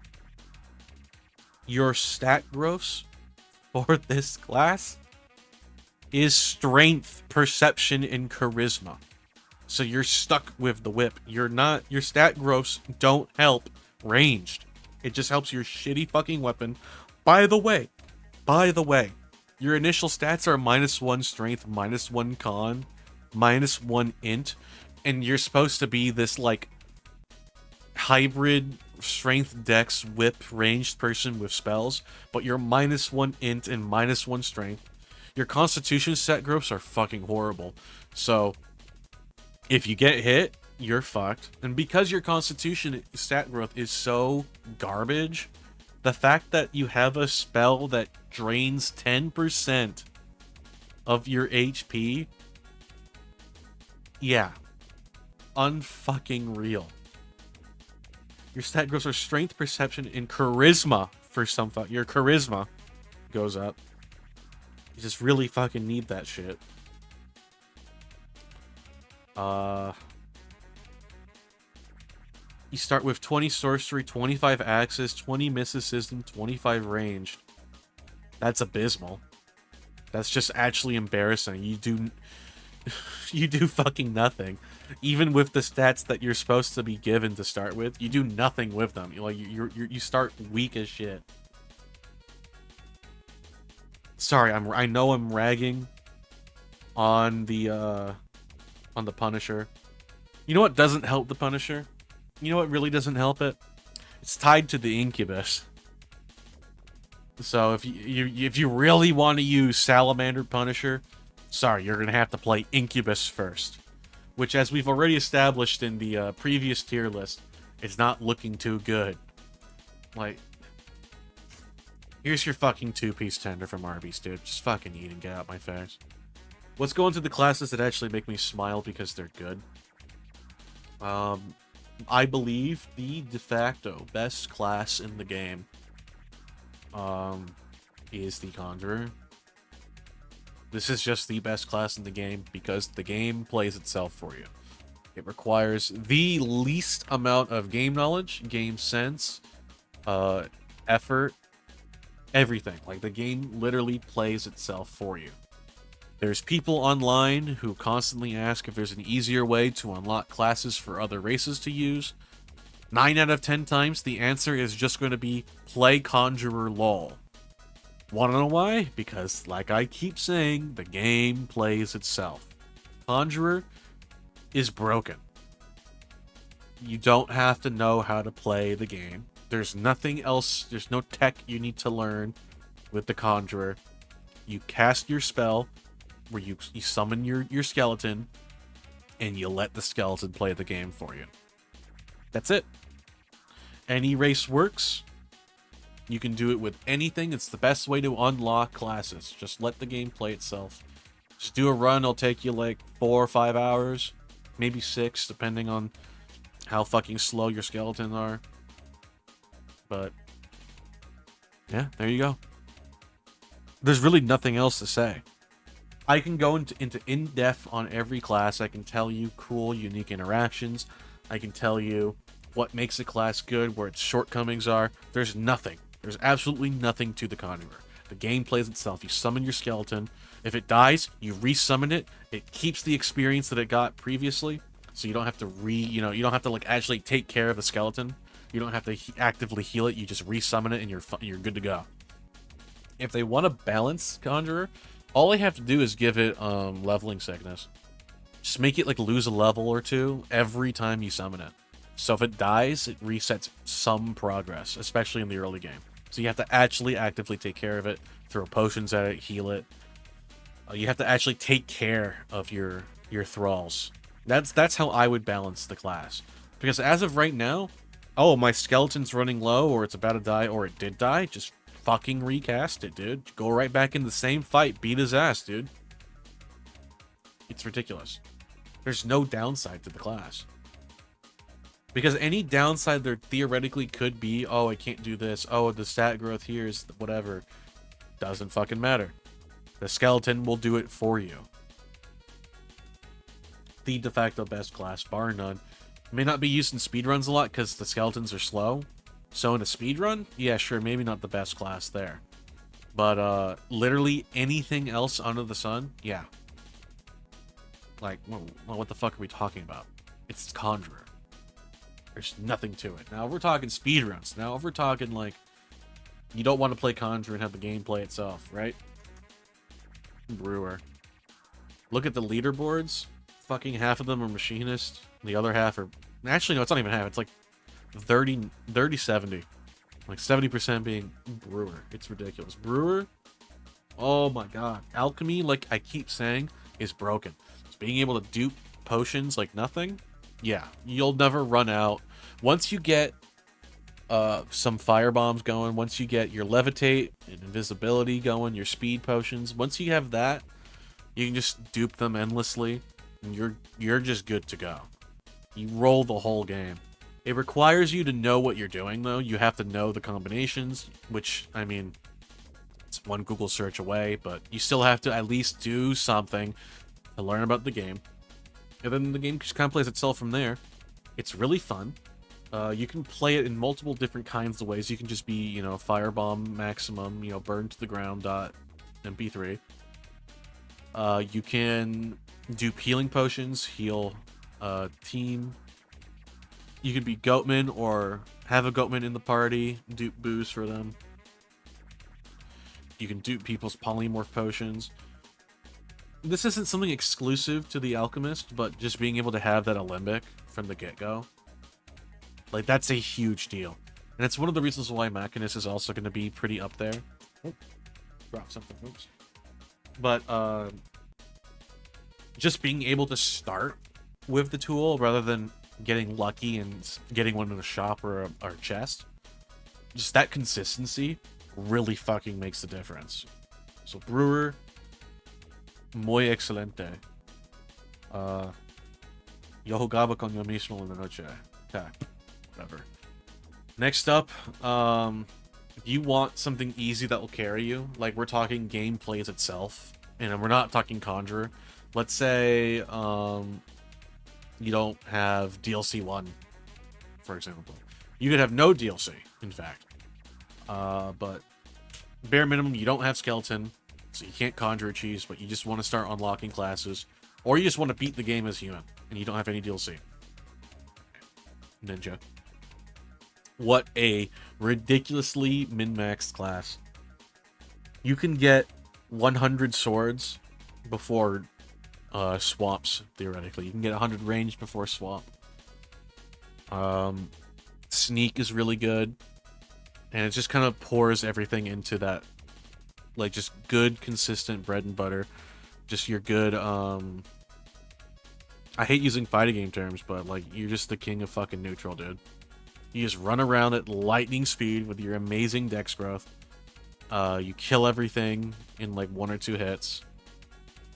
You have the throwing weapons, or bows if you wanted to go that route. Throwing weapons work way better, in my opinion. Just throw daggers. You just bless your daggers and you just win the game. Get some Crystal Shuriken, bless those, you win the game.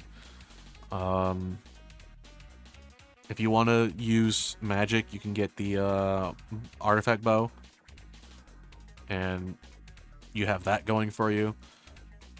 Find a workbench. Start leveling your tinker with this. That's why I love auto ninja so much. It just becomes ninja plus Machinist when you do that. Or if you just don't want to do anything else other than hit with sword, throw dagger, stealth, completely stick to the bare minimum, you still can beat the game with ease. You still have to actually play the game, so it's not like Conjurer where the skeleton does it for you, but you yourself become that bossed up skeleton conjured skeleton, whatever. Like I said, I went to a party yesterday. Give me a second. Catching up on life really quick. Whew. Okay. So, Ninja is just that motherfucker. Extremely evasive. The high stealth makes it so you can very easily just do whatever the fuck you want and get away with it. So you start with such a high stat in swords and in range that if you keep the crystal sword you start with, don't use it. Just use like an iron sword from Skeleton in the mines. Level up to 100. You can then just swap right to the crystal sword. It'll never break. It's just free. Ninja is just super free. It is easily, out of all the default classes, the best. Bar none. Parentheses, I'm exclusively talking about vanilla, no DLC classes. It's not better than Conjurer, Brewer, in my opinion, but like everything else, yeah, it's fucking crack. The next class, I think, it's right behind Ninja. You have to work a little bit harder than Ninja for it. If Ninja has to put in 5% effort, the Monk technically has to put in more effort because it has to put in 8 or 9%, something like that. But otherwise, it is a very, very, very beginner-friendly class. You can play it in multiple different ways. You can do Thaumaturgy Monk. If you play Salamander Monk, just doing Fire Breath level Thaumaturgy, which you start with the boost to, with Monk. The Ring of Slow Digestion also really helps Salamander. Remember that downside, the quote-unquote downside it has? Monk innately gets rid of it for it. You have the Ring of Slow Digestion, doesn't even matter anymore. You now are playing a Salamander with no downsides. Like, actually, this time, no downsides. Not Salamander with a downside you can kind of ignore. No, this time, it's just flat out untouched Salamander. You know, unleash the fucking dragon. You can do Stealth Monk. It's my favorite way of playing it. You do backstabs. Vampire Monk is really fun to do this way. Because the backstabs get you your blood vials, and your unarmed has a chance to do bleed. So that's really funny. You can play any class with Monk. All the classes work. Yes, even stinky little Gremlin. There's really nothing else to say. You punch and you win. It is a very, very cool... Oh, you can play Tank Monk if you want, because Monk gets pretty good constitution. And leveling your constitution levels your Thaumaturgy, so if you want to do, like, healing stuff, you can do that. A very flexible class, but its main game style, which is, you know, you spam left-click and punch, it's solid as shit. Whenever you see online people saying, I need help unlocking classes, remember how I said most of them are going to be just play Conjurer, lol? The other remaining percentage of people that don't say play Conjurer, they go play Ninja or Monk. Whenever you see people talking about the classes, you'll look in the comments. I guarantee it, you'll see people going, I love this class. It's the first class I picked up, Ninja or Monk, and it took me all the way to endgame. It was my first successful run. If you play Ninja or Monk, you know exactly why that is. The classes are just very good at fundamentals. Like the basic game fundamentals, and they're strong on top of that. They're no nonsense. They don't try to spread their skills across the board and random bullshit you'll never use, or do some shit like Punisher where it's like you just get 25 and call it a day and some stat. These are very min-max classes. These are very optimized classes. And it really shows when you use them. Okay.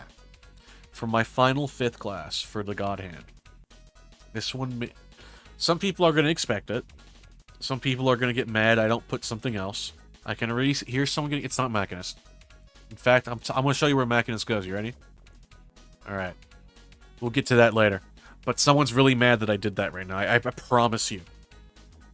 Guess what else it isn't? It also isn't Accursed. Yep. It's not Cleric, even though I do believe Cleric to be pretty fucking broken. Nope, it's not Paladin, it's not Scion. It's not,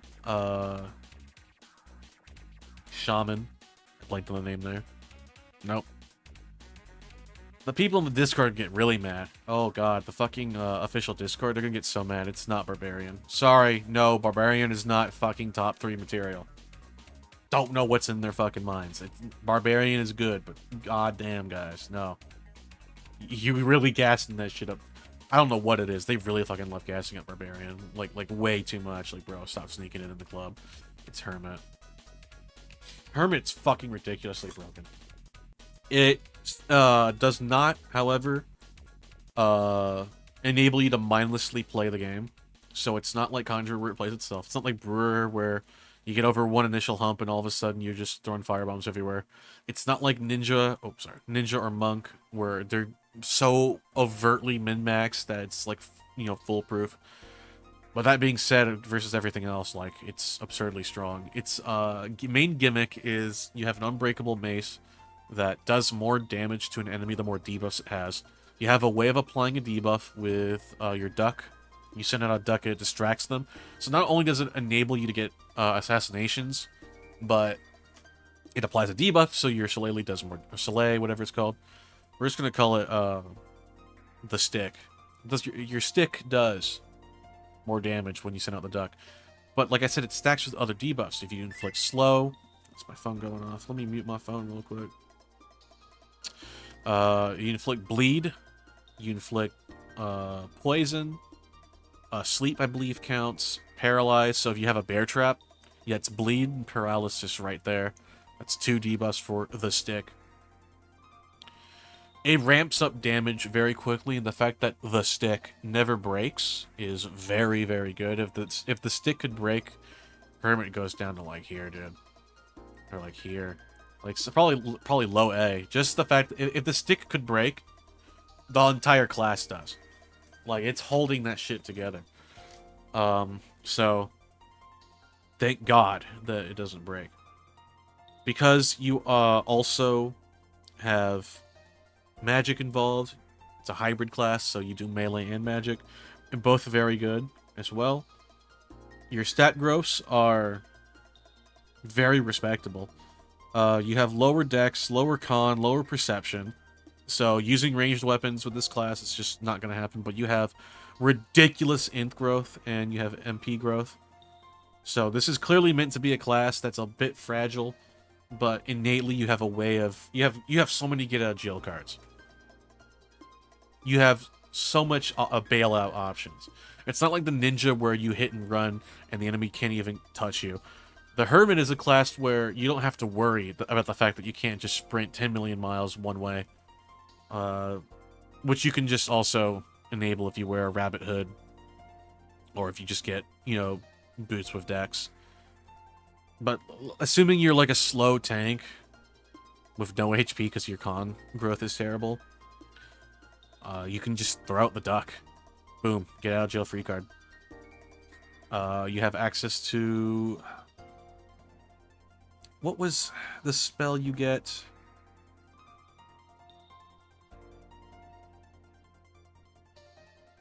I'm trying to remember the spell you get off the top of my head. Okay, we're gonna look it up.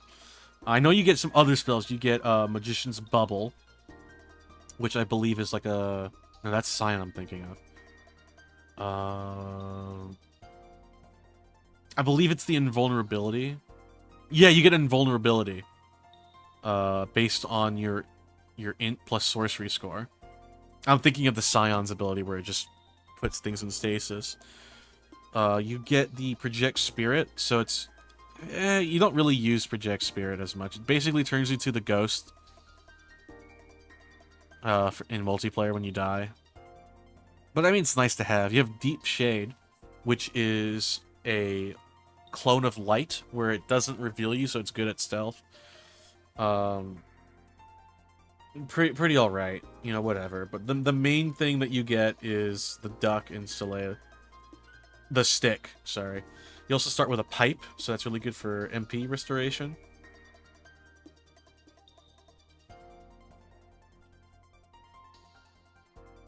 Basically, it boils down to your stick is really fucking strong because you focus around debuffing enemies, which you're going to be doing anyways. And then you do more damage because you've debuffed them. It's fantastic. You play Salamander, guess what? Breathe Fire, remember, it gives you burning. And it also puts a debuff on them that removes resistances. Your shillelagh is going to hit like a truck. Vampire, Bloodletting, applies bleed. You can get vials from assassinations, which the duck enables and facilitates. What else you got? You could play Goatman, increase your strength, but it reduces your dex. So if you want to play a more melee-focused one, there you go. If you have access to, like, potions, you know, blindness, confusion, paralysis, those stack with your Soleil. The stick. Sorry, I'm just going to call it the stick. So that's pretty good there, too. Insectoid, you have Acid Spray. No-brainer. There's a debuff right there. Boom. Incubus, Arcane Mark, removes resistances to Blunt. And it's a debuff, so more damage. I mean, sure. There you go. You can do so many different races with Hermit. Obviously, there are some better than others, but pretty much all of them work. There's just obvious winners. Bada bing, bada boom. Bonk. What more can I say? The damage you get from the stick is absurd. That's what makes it so high tier. The damage output that Hermit does is far more than you'd ever expect, and having the duck as a get out of jail, as a bailout, it facilitates your game plan way too well. It is a class that doesn't seem on the surface like it would be broken, especially with that horrible constitution growth. But it's just well optimized. It's a sleeper banger. Here, let's go over the Machinist. I know. Innately starting with a Tinkerer's toolset, always good. Just having that, almost every other class would want that. Just being able to just tinker, level, and salvage stuff. It does play slower because of it, and it works kind of like Conjurer, where you want to grind out using your tinkering skill, so then you can just start throwing down turrets, and they can shoot enemies for you. The problem is they can break, you have to repair them, they don't move on their own. Meanwhile, the Conjurer has the literal same gimmick, except they don't have to level up tinkering in first to get to that point. And then the things they summon level up, and they can just recast it if something breaks. So, in a way, it's good. Having that Tinkerer's set is really good. It's way better in multiplayer. If this was multiplayer, you know, welcome to the fucking club, bro. But it's not. This is single player. Being able to repair items is way better in multiplayer than it is single player. It's good. It's really good. It's in fucking S. But if you want just to be able to just lay down turns and have the game play itself, Conjurer's right there. Just play Conjurer. The real benefit to playing Machinist is you get to keep playing a ranged class because, you know, it scales off of dex. You're able to play still. You're able to still interact and not have to just let the skeletons do everything. It's a more interactive class. You get to do fire mines, which are really fucking fun. You get to make bottles for a group, or yourself if you're going to do alchemy. You get to make lockpicks, so you don't have to worry about locked doors and chests. You get to do some cool teleport trap stuff, which is really cool. You get to... It's one of the main ways you end up playing the game, where you just make a teleport trap. If you've ever played TF2, you know exactly how that works. Amy walks into the teleport trap, and they walk into a secluded room across the map with like 10,000 turrets in it, and they just blow up and die. So that's something you can do, you know? But is it better than just playing Conjurer and letting the skeleton do the whole game for you? No. It's just a different way of playing the game. And it's more fun, in my opinion, but they need to fucking nerf Conjurer. Okay. Next up, we have another personal favorite of mine, the Scion. You could swap these around. In fact, I just might, because Scion is ridiculous. You get a BFG. You get a staff that's a BFG. You launch it, boom. Clears the screen. Broken. You start with really good spells. It has an interesting game plan where you actually have to unlearn spells to recharge your BFG. You could technically play it like a wizard, but you might as well just play wizard, right? So, very good on that front. This is unplayable by Goblin, unless you just never want to use the BFG. You start with 2 silver keys, which is interesting. You start with the Void Rift, which is the thing that... inflicts stasis on enemies. So, interesting offhand. I'm trying to remember what spells you start with. I know you have Summon Earth Sprite, which is you can summon a little buddy. If you summon it, it falls from the ceiling. So if it lands on an enemy, it does like insane damage. It does like the same damage as a boulder, I believe.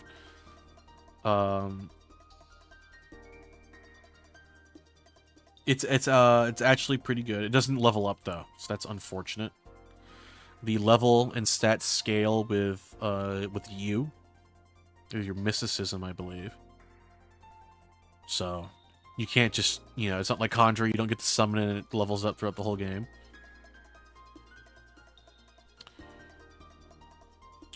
Oh, that's right, you have Blessed Meals and Telekinesis. Telekinesis is whatever. It has its niche uses. It's not unwelcome, but I'm gonna be honest with you, it is like the first thing I unlearned to recharge the BFG. You also get Blessed Meals, which is really good, actually. That just kind of eliminates a moldy food mechanic. You just get to, you know, whatever. Blessed Meals is a very good spell. Very underrated. You start with a Potion of Healing. A plain Potion of Healing. I don't believe it's, like, super good healing. I just think it's respectable, so you can dupe it if you want. You also get Restore Magic. You can dupe that if you want. If you have someone in the party with an Alembic, or if you find one. You just have nothing but good equipment. You don't have anything that you want to get rid of or toss. Your sorry. Your stat growths are abysmal for every stat other than int. Low con, like really bad constitution, really bad strength. You're not using strength. Let's just get that out of the way. You're not using strength for shit. You have a lower dex scaling. So your speed's not going to be all too good, but you're basically a pure caster. You're the wizard of all time. You are Harry Potter. If Harry Potter was written by someone better than J.K. Rowling, but whatever. You have the BFG. If you need a bailout card, like you get swarmed by enemies, oh no, they're going to kill me. Whip out the BFG. Problem solved. So, not being able to swing a sword around and tank hits, it's not like, you know, the worst thing ever. You have super good int growth, good MP growth, and MP regen. That's what matters on a caster. Very min-maxed, very power-gamed class. It is not easy to use because you gotta manage your scepter, and if you need to bail yourself out, you have the Void Rift offhand item. So you have ways of dealing with problems, you just have to know how to deal with them. Your game plan basically involves you being a loot goblin for every book, praying it's not cursed. If you want to play Succubus Scion, that actually works because you don't get to worry about cursed books at all. It actually becomes a benefit. So you don't have to worry about that RNG fucking you over in the end. All in all, thumbs up from Little Waste. Thumbs up.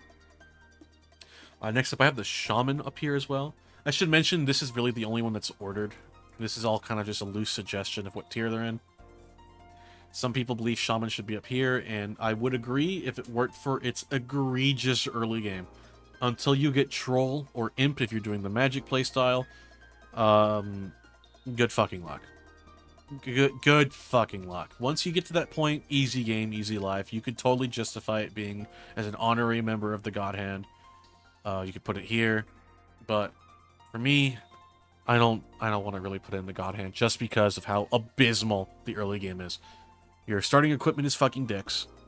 You have the mask that you never want to take off, but that kind of like makes you, forces you to use it. Like, fuck, I have to use it now. The mask you start with gives you MP regen when you're shapeshift. That's right, this is the shapeshifting class. The stat growths are basically dependent on whatever form you are taking when you level up. So this is a class that kind of like branches off into 3 or so playstyles. But you don't get access to those playstyles until you've already leveled up a bunch. So it makes the class a little harder to tier because of that.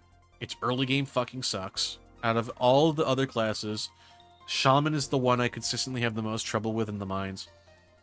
Just dealing with everything is the worst. You have to play the game 10 times slower than any other class. in order to level up, and then you get to play the game at a more faster pace.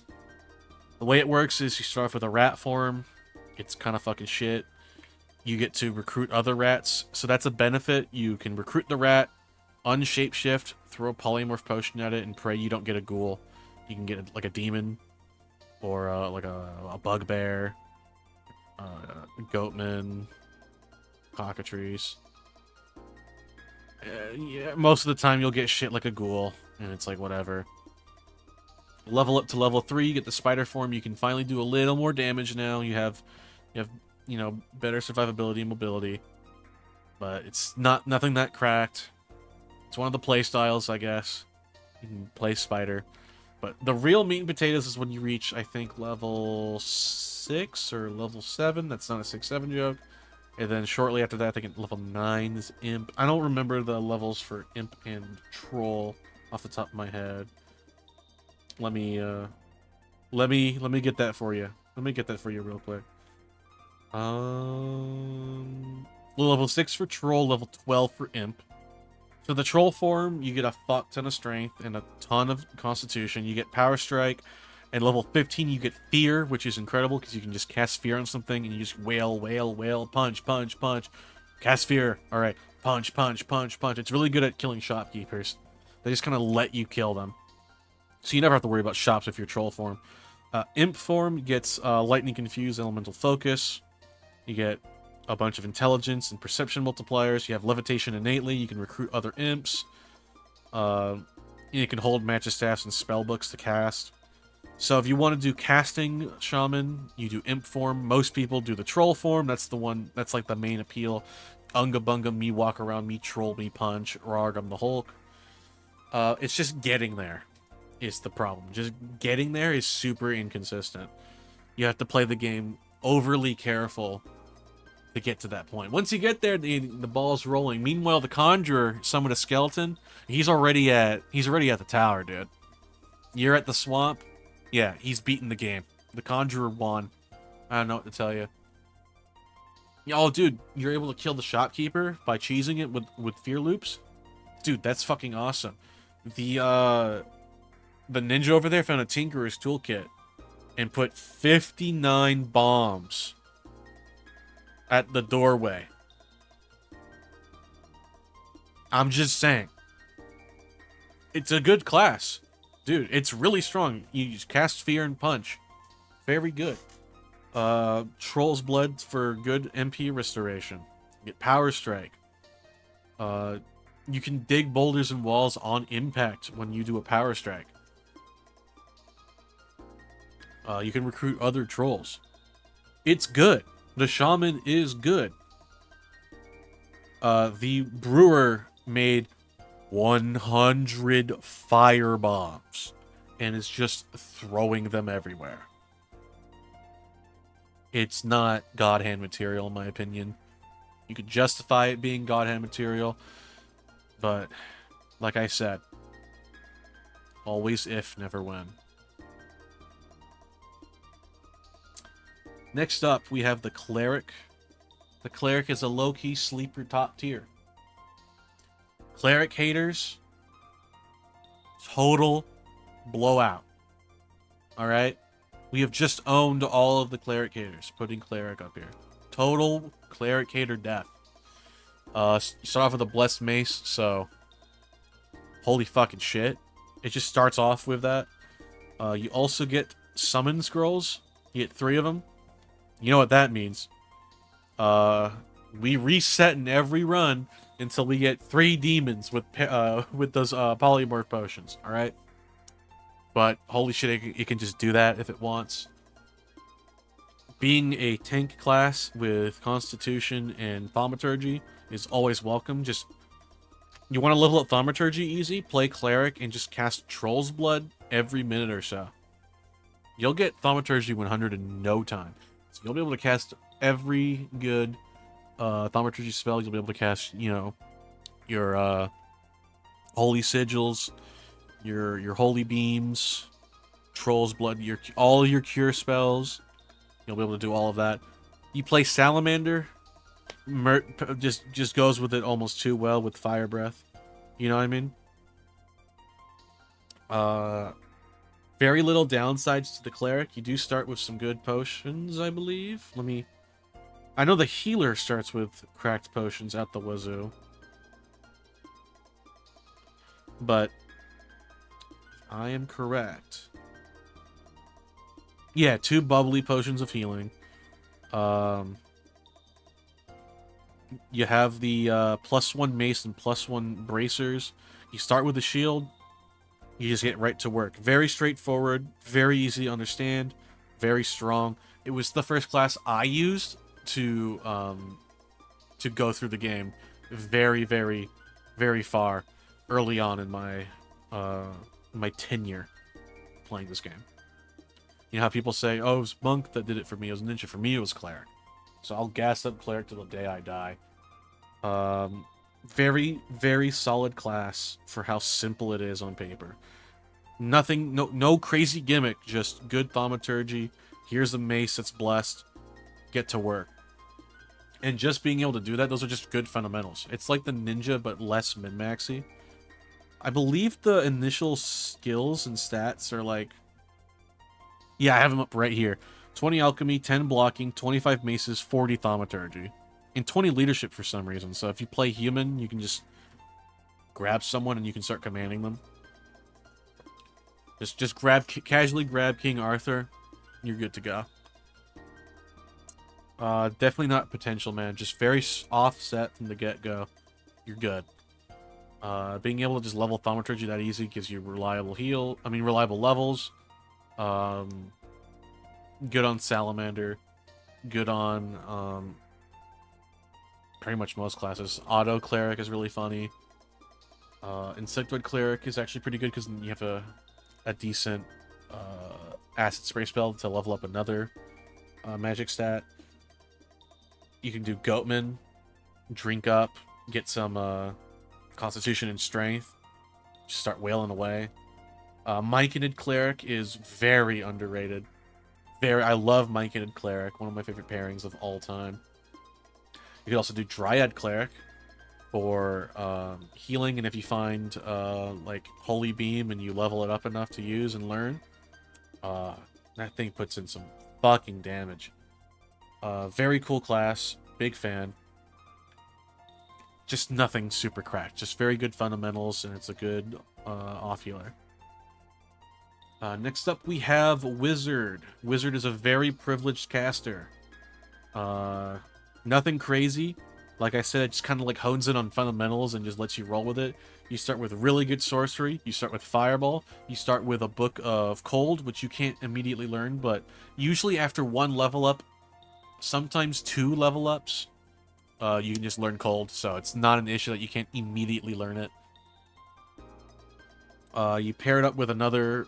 If you pair it up with, I keep saying it, Salamander, you get Breathe Fire, which is really funny, because you can debuff an enemy and then cast Fireball and just...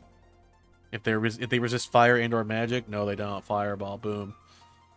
Very straightforward class.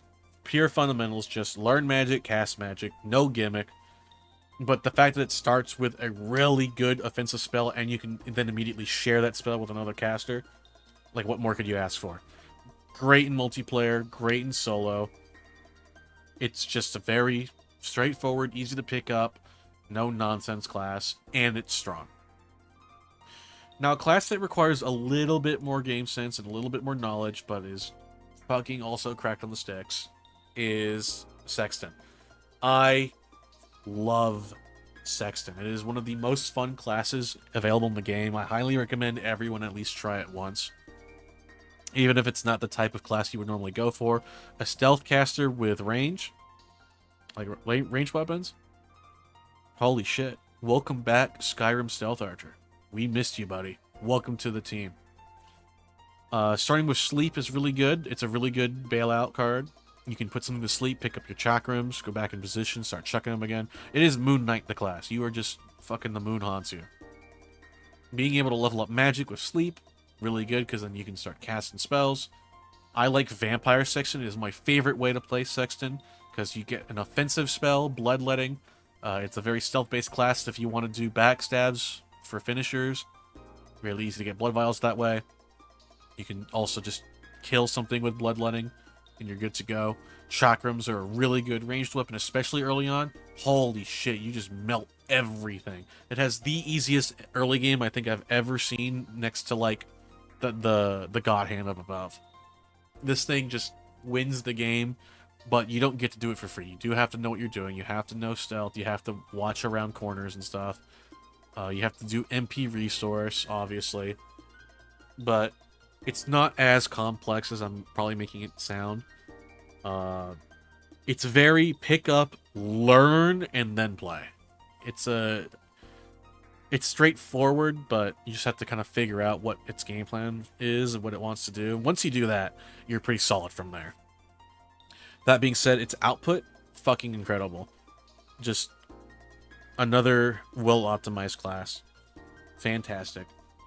And then the last one for S tier, I'm personally not too big on this class, but I know people really fuck with the class, and I know it is good. I just personally don't really mesh with it. I don't play it often for that reason. But Bard is a good class. It is broken in multiplayer, though. So if you're playing multiplayer and you pick up Bard, guess what? You're going to have a great time. You're going to be buffing the fuck out of your friends. In solo, though, it is very annoying to play. I don't like it. The riposte timing on the rapier it starts with always fucks with me, but it allows you to have your instrument in your offhand, play it 2 MP. For a couple seconds, you get a stat buff. The dex buff is really noticeable, even from floor 1. You're zooming around like Sonic the Hedgehog on fucking Fenton speed. Snorted up his ass. You just move ridiculously quick.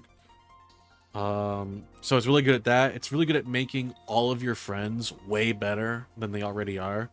And it makes you pretty decent.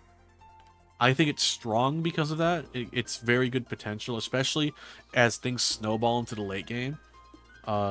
Your instruments really just amplify how broken you get at that point of the game, but almost every class gets about that broken.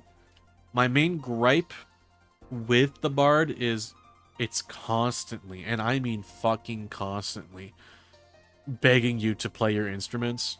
Like, you'll play your flute, get your dex buff, and by the time you count to 5, blink your eyes a couple times, look away at your other monitor, look back at the screen, take a drink of water. Oh my god, wait, my song isn't up anymore. What the fuck? I gotta play it again.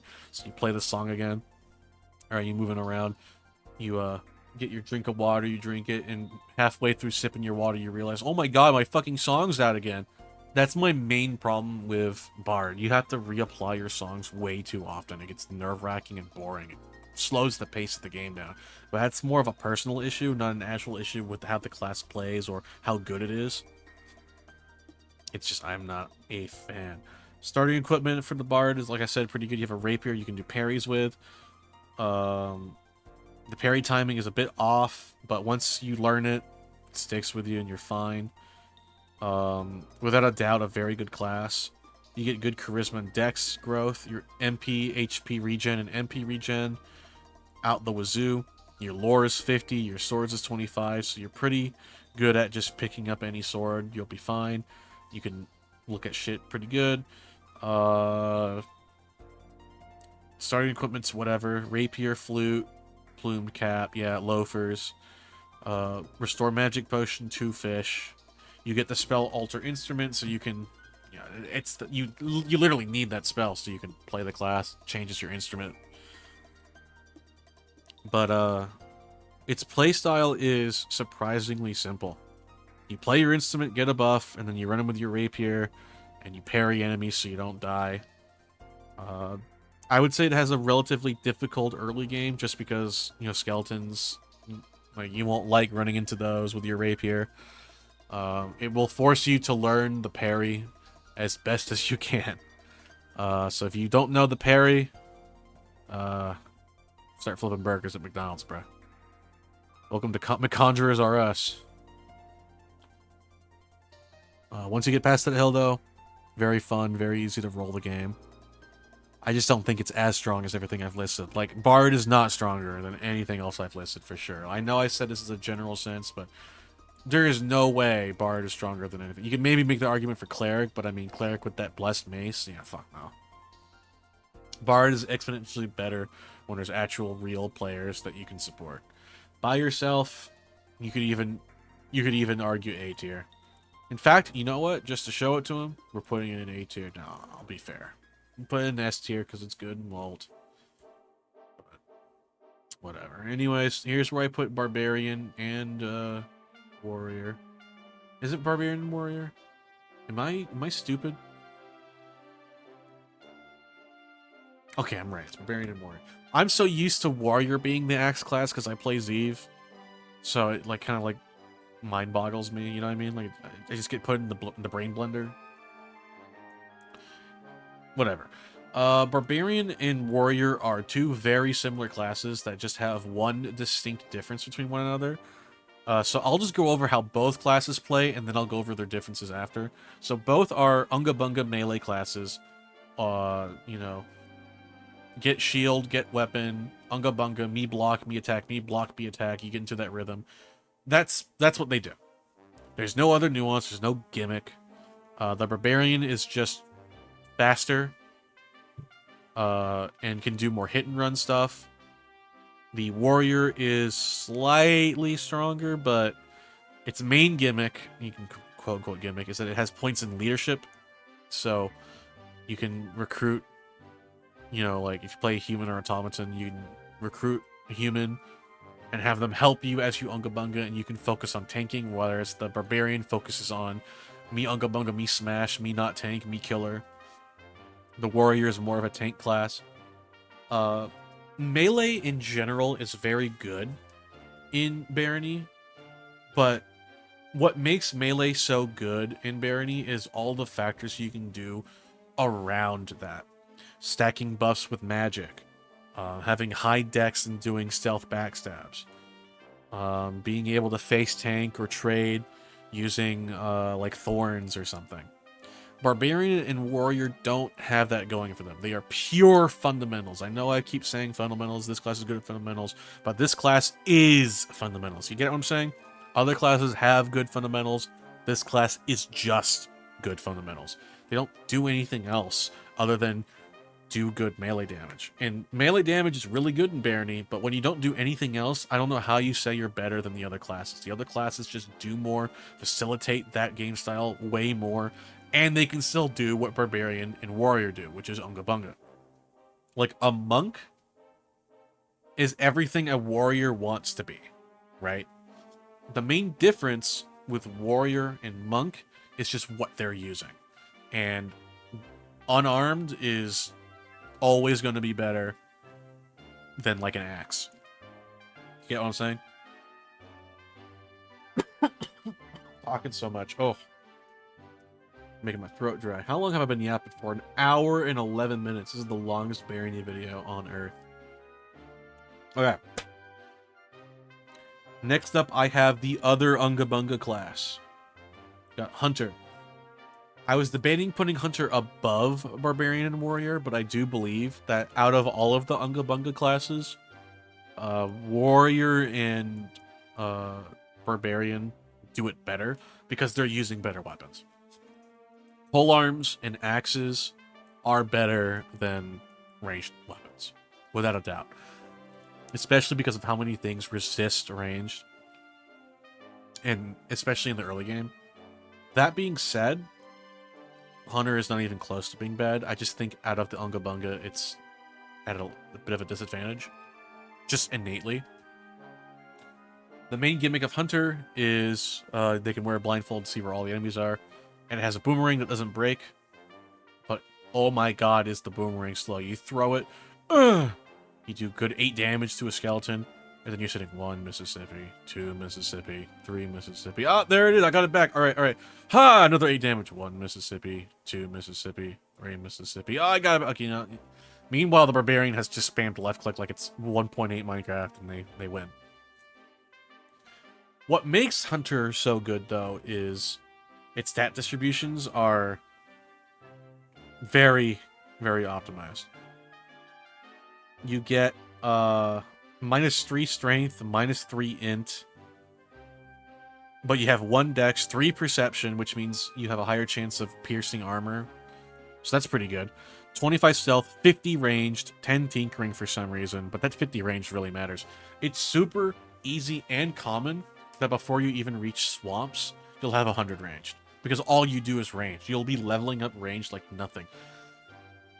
I have done so many runs. I've done meme runs with Skeleton Hunter. I call it the Minecraft skeleton, right? And I have consistently cleared out no mines. I'm like no death whatsoever. Just everything's dead. And I'm level 10. I've gotten all the gold from the area. I've gotten so many pickaxes. I'm still moving at blitzkrieg speed. And then the game has the audacity to say, yeah, here's level 3 now. At level 10, and you have 100 ranged. You know, you kind of just go, oh my god, what the fuck? So, it has the most ramp up you can get. And because you get range level 100 pretty quickly, if you really wanted to, you could start leveling up other weapons or other skills like tinkering or alchemy. Pretty relatively free and without worrying about wasting, you know, your time on range, because you get range 100 super quick. You're able to use the Rotten Branch Bow, I think it's called. You can use that pretty effectively without it ever breaking. Becomes one of your best options, honestly. You can get the Artifact Bow if you want, but because you're not spellcasting, the Artifact Bow isn't too crazy. The Longbow you start with, very good bow, actually. You start with a bunch of ranged ammunition, which you will run out of before you reach swamps, because you will be needing to use all of your smite arrows to kill skeletons. If you run into funny bones, oh my god, it's a fucking wrap. Just dump all of your smite arrows now. So it has that ability to kind of do whatever it wants, but it's a very slow, methodical class. It takes fucking forever. The boomerang is the most slow weapon ever imaginable. Like, if you could just remove the whip from Punisher and just drop it to 100, like, the class, like, shoots up to fucking, not here, but like over here. I like Hunter, as you can tell. There's more to talk about Hunter than these classes, but I don't think it's still as good as these classes. These classes just do the gimmick better. That being said, there's some cool, nice interactions with Hunter. It is fun, but genuinely all you do is shoot bow through a boomerang. That's genuinely all you do. Just like how these classes are me swing axe, me swing polearm. This is just me shoot bow. That's all it's got going for it. This one is the controversial one. There's some people scratching their heads. How have I not talked about Accursed yet? Accursed is a fun class. I need to use it more. I've used it like 2 or 3 times. I've seen people put Accursed here. I've seen people put Accursed here. I once saw someone put Accursed here. I think they're bullshitting. I do not think Accursed is down here. I used to think it was up here, but upon thinking about it further, I think Accursed is the most smack dab in the middle class ever. Bar none. Like, it is the most right down the middle of the line.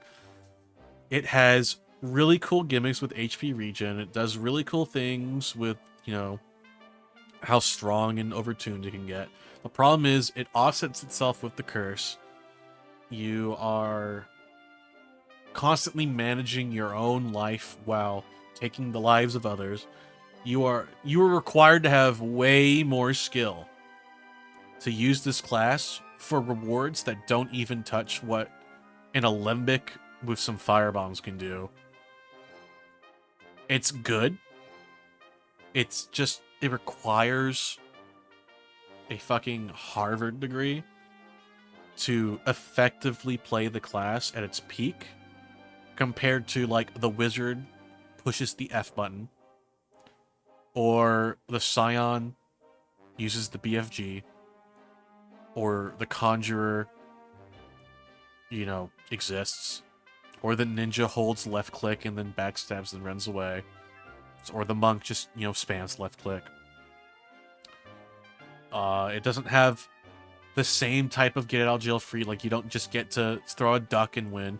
You don't get to just cast sleep and walk away. So it's it's a class where its highs are very high, but in order to reach that, you need to know exactly how to climb up there.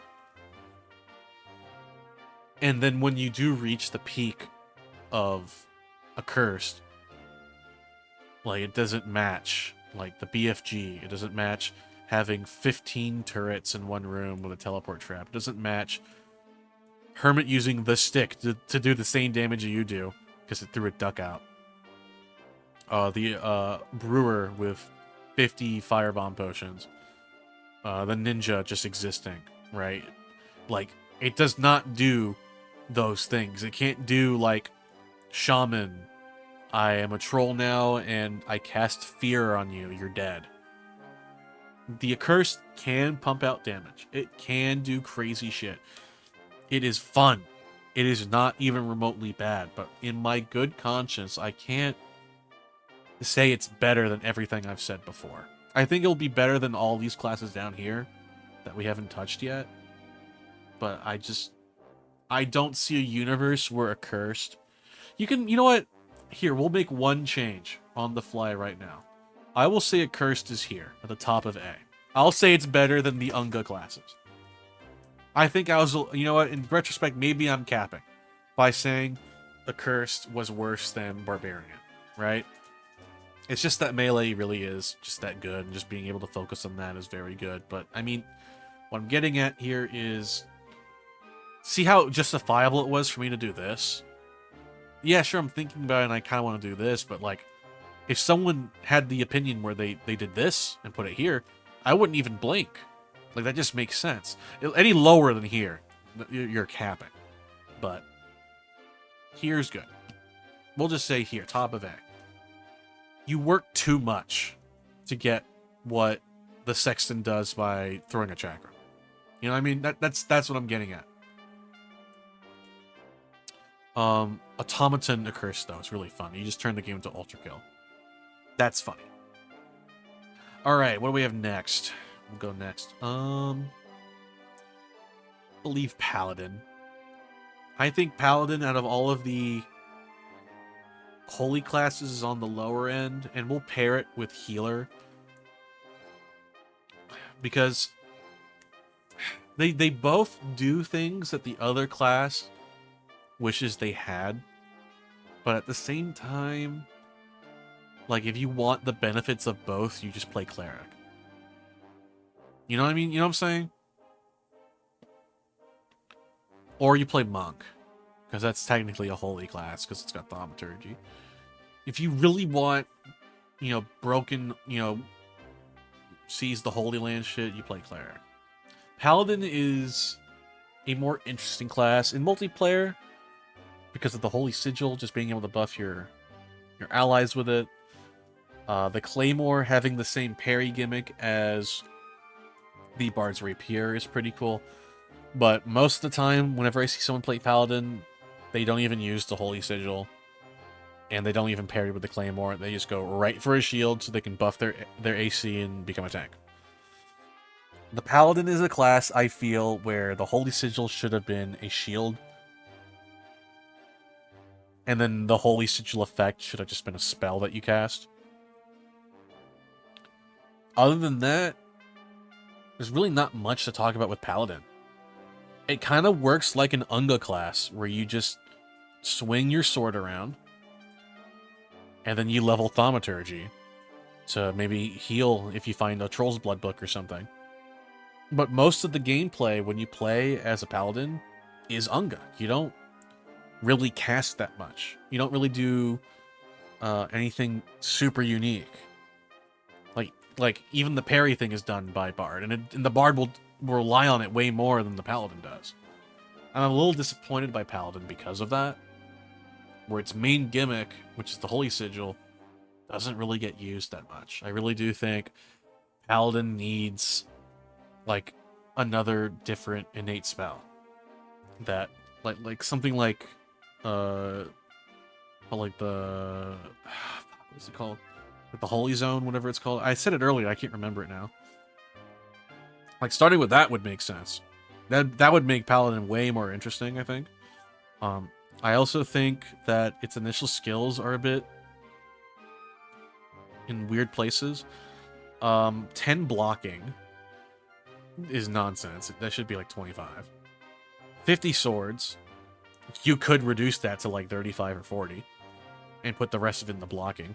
25 thaumaturgy, respectable. 25 lore? Oh, okay, sure. Random 10 leadership.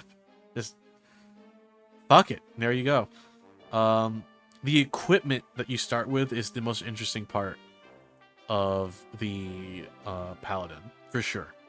Without a doubt, I think the equipment is what makes the Paladin more interesting, more than the actual kit it has. You start with the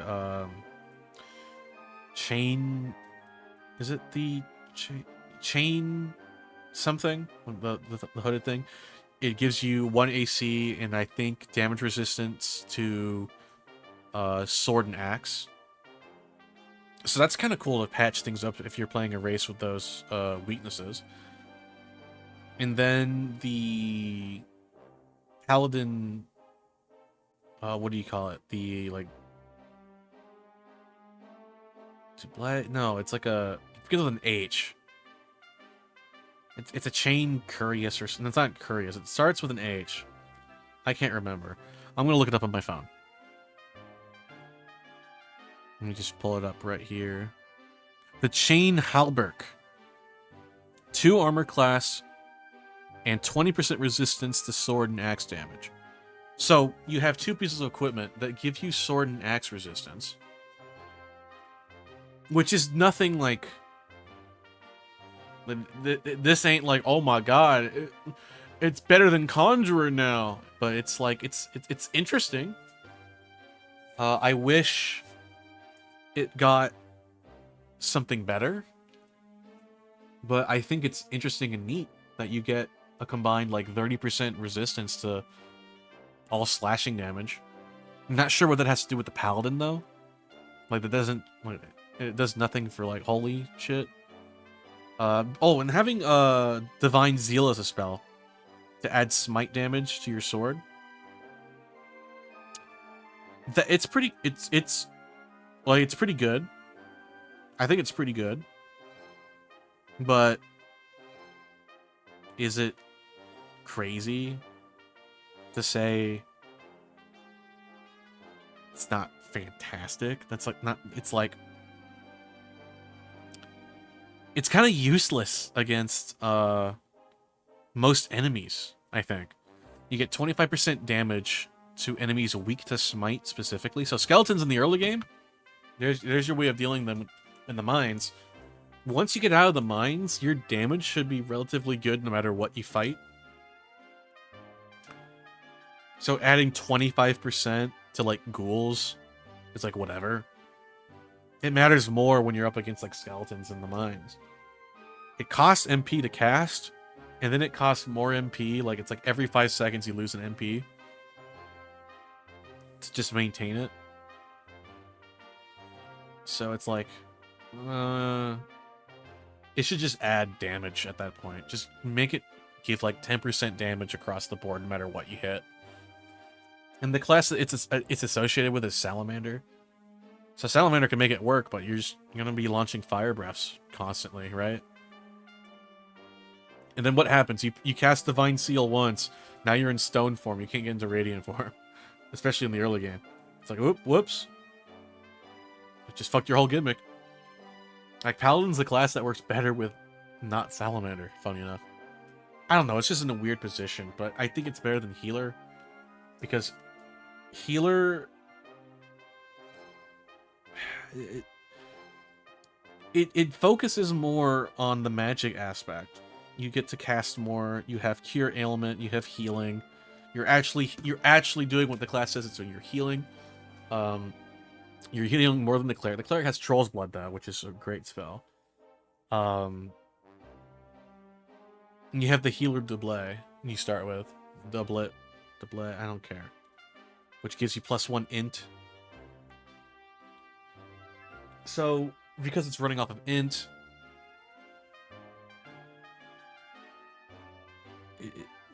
I don't know. It's just really hard to talk about what makes the healer good. Other than just, yeah, it can heal. If you're playing solo, like, if you're playing multiplayer, you can move it up. But it's still, like, around here. I'd still rather have a Cleric in the party. Or a Brewer that's just duping healing potions. That being said, the healing potions that Healer gives, like, if you have a Brewer and a Healer, then, yeah, thumbs up gaming. Dupe those fucking healing potions. Lifesaver. What's funny is, if you play Paladin, you can also pair it with Healer, and then the Healer can give you the healing spells, so you can actually cast them. But the problem is you can just do that with a Cleric or a Monk, and the same thing will happen. We're just getting into that awkward range where the classes that we're about to talk about... There's one class I'm going to talk about at ad nauseum.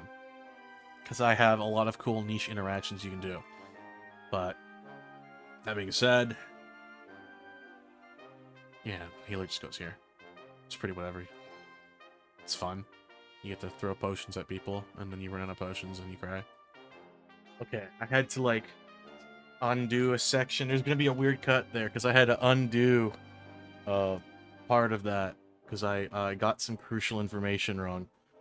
Also, now that I have the chance to correct my mistake, I can add on to something earlier and further correct yet another mistake. The Sexton, I forgot to mention, and this bumps it up to, like, here. At least. Like, here or here. You know what? Maybe like, over here somewhere. I'll put it here. I forgot to mention, Sextons innately also get locking and unlocking, which is more busted than you'd think. They really can just do everything. Sexton's great. Honestly, I might just put it here. Sexton really is just that good. You could, you know what? You could even argue you could do this. I'm not gonna. I still think Hermit's really that good. But Sexton's, like, really close. I'd put Sexton there. But the thing I got wrong was I started talking about Arcanist, putting it here. And I was like, yeah, it's a mysticism class. They made it mysticism, and then, like, I stopped for, like, a second and realized, wait a minute, no, you start with Force Bolt.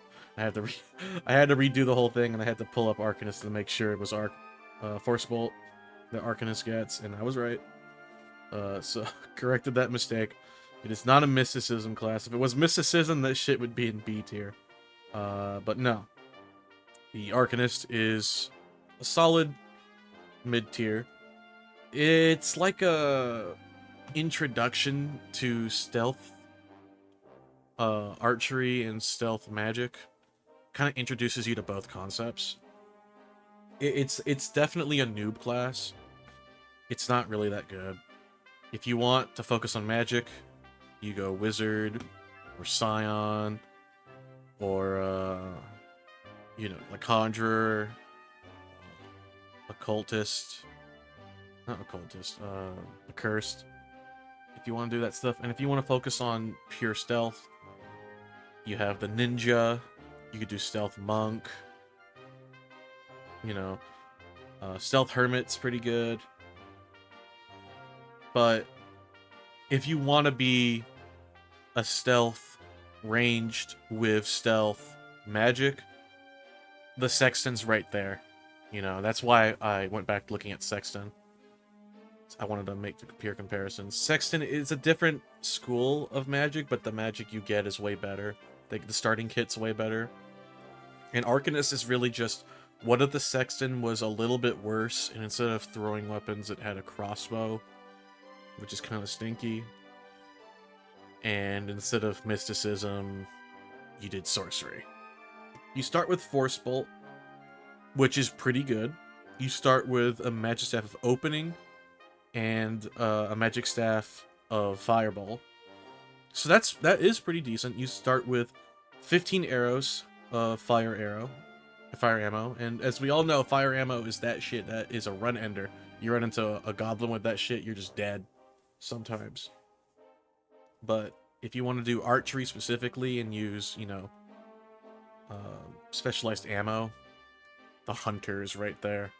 It's just a worse Hunter and a worse Sexton, but still decent. The Wind Gate spell you start with now that they added after they changed how magic works. It's just a gimmick. It's pretty okay. The Apprentice's hood you start with is really good, actually. Like, it's actually like a really good hood. You can get away with not wearing anything else for a very long time in the game.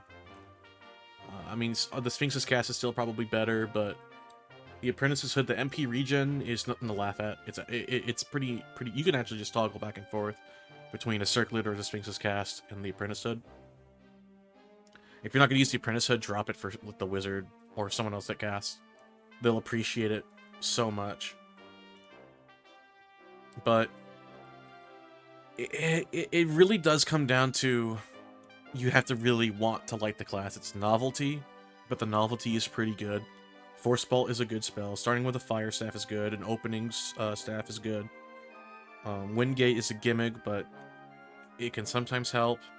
The Apprentice's Hood is good. And starting with a Restore Magic Potion is good. The initial skills are actually pretty okay. They're pretty average. 25 Stealth, 25 Range, 25 Tinkering, 30 Sorcery. No nonsense. No random 10 Leadership. You know what I mean? So, it has stat points and things you're actually going to use it in. -1 Strength, -1 Con, -1 Charisma, 1 Dex, 1 Int, 1 Perception. The Gropes are good for what it does. Decrease Strength, decrease Constitution, decrease Charisma, decrease HP, increase Dex, Int, Perception, MP, and MP regen. You start with 40 MP. That's actually pretty important. So it's like decent, but it's not cracked at what it does. If you want a stealth, ranged plus magic, you play Sexton, right?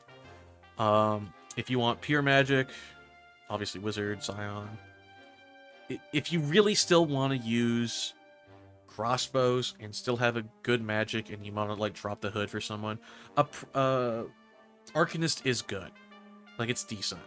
I know I'm regurgitating the same thing over and over, but I'm really trying to nail the point home. That Arcanist is exactly where it needs to be, like right around here. It's fine there. It's not a bad pick. Like, if someone picks it, I don't go, oh, fuck. You know, it's not like someone picking Punisher. But I am saying to myself, dang, I wish they picked Sexton. That being said, they can slot in some team compositions pretty alright. The Sexton does slot into other teams that the Arcanist can't. But the Arcanist can make things work. It's a worse Sexton. If they wanted to buff it, honest to God, what I'd do is I'd swap Fireball from Wizard and give it to Arcanist and have it get Force Bolt. Or swap Cold from Wizard with Force Bolt on Arcanist. I don't know. Force Bolt and Fireball is overkill on Wizard. Arcanist could use Cold more than Wizard. Do you want to balance it? Get rid of Cold, maybe? I don't know. I feel like Wizard having Cold over Arcanist just makes less sense, but and that's what they want to do. That's when they can do that. Another utility spell would be good on Arcanist to make it less offensive compared to Wizard. But then you have the Sexton, which has way better utility with locking, unlocking, and sleep. So it's tricky. If you want to make Arcanist more support-based, it still loses the Sexton. If you want to make it more offense-based, I mean, that'd be the way to go, but then you'd have a balancing problem with Wizard. It's in a really weird spot. It's just a lesser Sexton. Live with it. And that is going to be it for A tier. Everything else is B tier. Since we all know this is all B tier, we'll just go ahead and put them all in B tier. It's a little bit hard to order these ones. At least for some of them. But the other ones, I have a good idea of where they go. So I'm going to start from the bottom up again. We're finishing off by going bottom up. It's a lot less interesting here. This one's really easy to go over. The Rogue. It is just... Remember how I said the Arcanist is like just a worse version of the Sexton? The Rogue is a worse version of every stealth class. It doesn't do anything in particular that another class can't already do. It's not like how the Arcanist can be seen as a somewhat more offensive version of the Sexton. It really genuinely just has nothing that it does better than any of the other classes. So let me break it down. I got an explanation I gave someone else that I'm going to read off of. Alright, so it's got great utility. Alright, so the Machinist is right here. Oh, okay, what if you want to dip into magic a little bit, Sexton? Arcanist. Okay, what if I want to purely focus on stealth ranged hunter? Okay, well, it kind of does all of those things a little okay, though. Shut up. That's the rundown of Rogue. It doesn't do anything that another existing class can't already do. I'll read off the stats and everything. You can just determine for yourself. Alright, strength, super bad growth. Con, super bad growth. Int, super bad growth. Perception, good growth. Dex, good growth. Charisma, decent growth. HP regen, good growth. 2 Dex, 2 Perception, 0 Con, -1 and everything else. So stats-wise, it starts pretty good.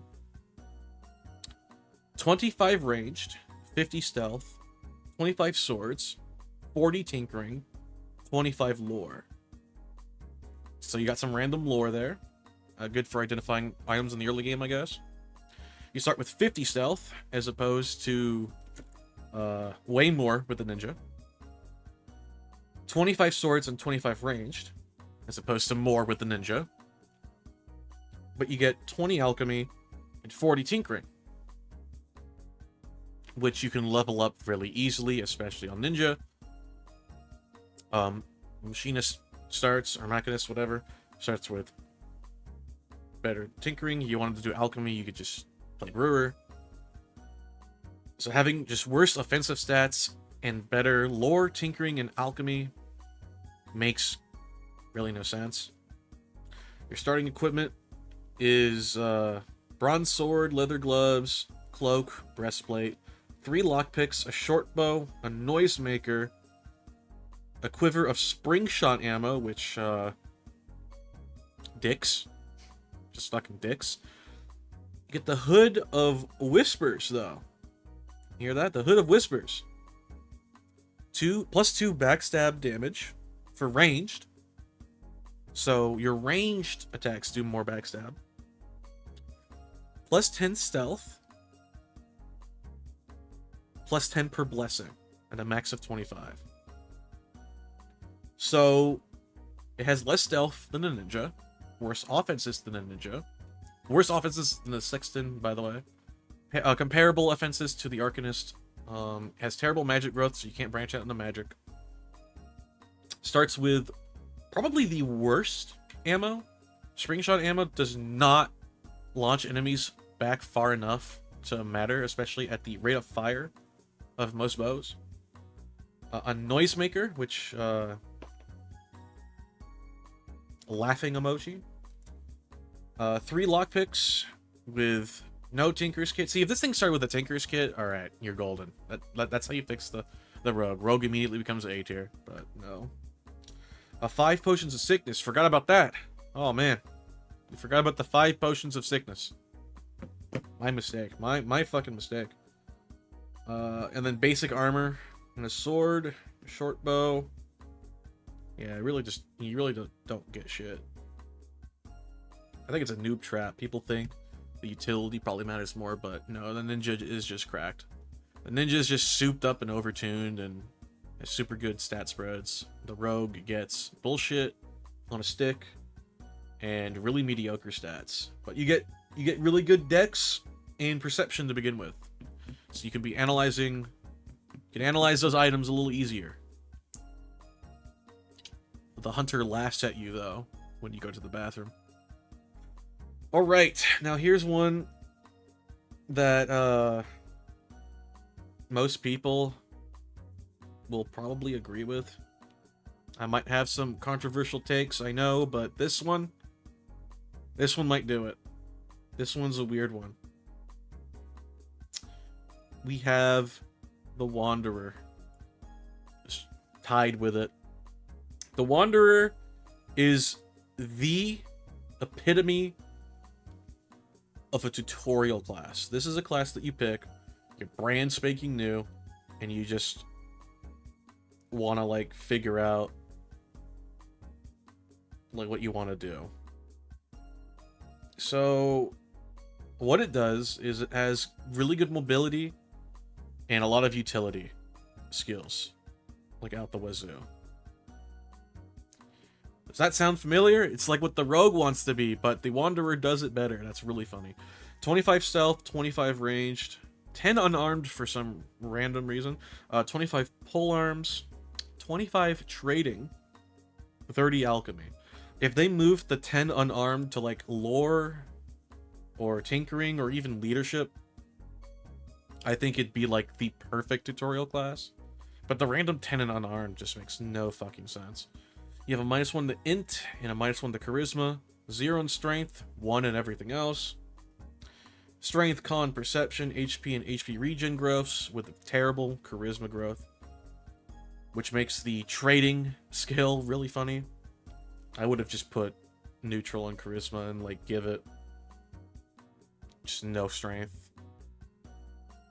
Maybe. I don't know if you want to just mix it up a little bit. If you really wanted to be a tutorial class, go right ahead. Where it really shines is the equipment. You get a Ring of Warning. You get the Hood of Whispers as well. So, another reason never to play Rogue.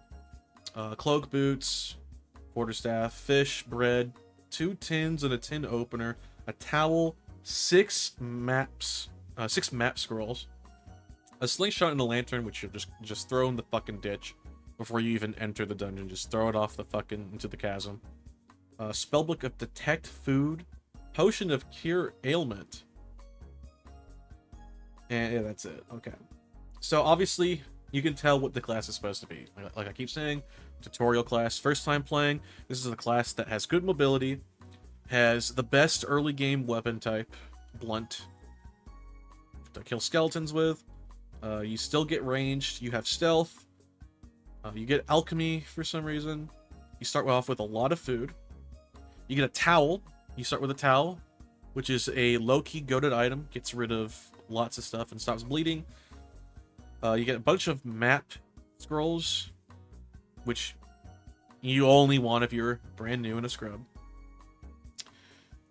The mobility helps you move faster. It's like a scout kind of class. You can go ahead, hit things, run away. It's like a baby ninja, but instead of giving you cracked, yoked damage, it gives you survivability stuff and things that help you learn the game. Why is it not good in B tier? Well, it's not, like I said, I should stop saying that. Every class is good except the Punisher and Joker. It's B tier for a reason, but the reason why it's not yoked and cracked and anything higher is, like I keep saying, this is a tutorial class. You learn the game with it. You can beat the game with it, sure, but it's really not designed to be like, you know, cracked on the stick speedrun style. You can. I think there are some Wanderer speedruns out there, but look, it ain't no ninja. It is tutorial ninja. All right, now this one is my personal favorite class. Yeah, my favorite class is a B tier class. I fucking love this class because it has so many niche micro interactions that you would just never expect. The Merchant is honestly kind of fucking goated with the sauce. It is Potential Man the class. The Potential Man. Now, I know I said earlier, I was calling some things Potential this, Potential Man that. Always, if and never when. This actually, for real, is the Potential class of all time. Merchant is a class that is based around trading, which innately will always be a thumbs down because you are not guaranteed more than a handful of shops throughout the game. You have one guaranteed store at the beginning of the game in the Gnomish Mines. What kind of store it is still RNG. And then you have a good chance of going to Mine Town. Sometimes you won't, though. But those are some more stores. But if you don't get it, you don't get it. And then your next guaranteed store is Hamlet after Baron Herx. Once you reach that point, though, you're yoked. And you will have a good run. The problem is, beating Baron Herx with the Merchant is so reliant on RNG. You will become Potential Man himself. Alright, there's a potential in the sky. Alright? If you play a merchant-friendly race in multiplayer, and you play Merchant, you get to be the party's main shopper. And no one has to waste polymorph on themselves for it. That's like a really big draw. You start with 1k gold, so a floor of 1 or 2 merchant. You get to clear them out. Very broken on seeded runs, I will say that. What isn't, though? You know, but still, it's good pointing out. A machinist and or brewer with a merchant in the party just roll the entire game. It's not even funny. It like ups like. That's just a win. If you roll up in multiplayer and someone's brewer, someone's machinist, and then someone goes merchant, you win. You're winning that run as long as no one leaves or disconnects. You're rolling the game like crazy. It's really a shame that the most potential man class in this game is my favorite. It's really funny. You become the gold hoarder in multiplayer as well. I'm talking a lot about multiplayer. In single player, obviously you want to hoard as much gold as you can. You want to find the gold mask. If you do no mines, then Mine Town, then Hamlet, you're incredibly likely to roll past Herx. But like I said before, getting past Herx is that's the main flaw of Merchant. It's really, really, really difficult getting to that point. There's a lot to talk about. I'm just trying to figure out where to start, if that makes sense. One of my favorite pairings with Merchant is a Gnome because of the fact that you're going to be hoarding gold anyways, and because you start with 1k gold, you're able to whip out the Forge of Gems pretty quickly, like immediately. You get, I think, tier 2 mana regen off the bat with Gnome. So it just kind of pairs well with Merchant. Merchant, you get to build up magic pretty easily with Gnome because of your cracked MP regen. So that's pretty good. And Gnome is merchant friendly, so bada bing, bada boom. Goatman likes Merchant because shops giving you reliable access to Olympics and booze, or at least a more consistent access to it. It's very good for a consistency bonus. Automaton is the same, just replace what I said with Olympics and booze with traps and tinkering kits. If you don't want to cast magic whatsoever, like ever, Goblin does start to work because you get to level up all your martial skills together. It does make any magic shop, however, like a horrible role to run into. Stabs are okay, but it makes magic shops purely only good for leveling the merchant skill, rather than also adding to your repertoire. You can get scrolls, though, which are nice, but you know how it is. Merchant with a Vampire is pretty good, as well as Insectoid. Both give you really good starter spells, and both change how hunger work for you. Insectoid is able to turn food merchants into 500 bags of ammo for spellcasting, whereas the Vampire Merchant makes food merchants kind of useless unless you want to be polymorphing back and forth to eat food. However, vampires can also sell extra blood vials for good cash. So there is something there to think about. If I had to think of the best one for spellcasting, if you want to do spellcasting merchant, do Gnome with Insectoid coming close behind it. If you're doing physical, Goatman is really good with Goblin type behind. If you're doing hybrid, Gnome wins because of the gold scaling with its regen. Basically turning into a human with no otherwise downside other than a stat growth loss, which you can just make up for with your gems. So you can just recruit a Succubus, go ham from there. There's a lot to the merchant. There's a lot of really cool niche interactions. Like you have Succubus and Incubus. They're able to keep cursed objects and then sell the more valuable blessed objects or items and stuff. So there is that.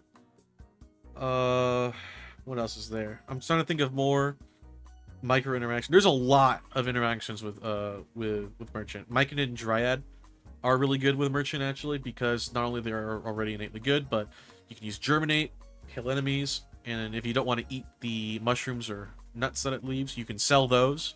You can just, so you have money that way. Also, like I said, with Succubus, knowing polymorph makes it really easy to do merchant stuff.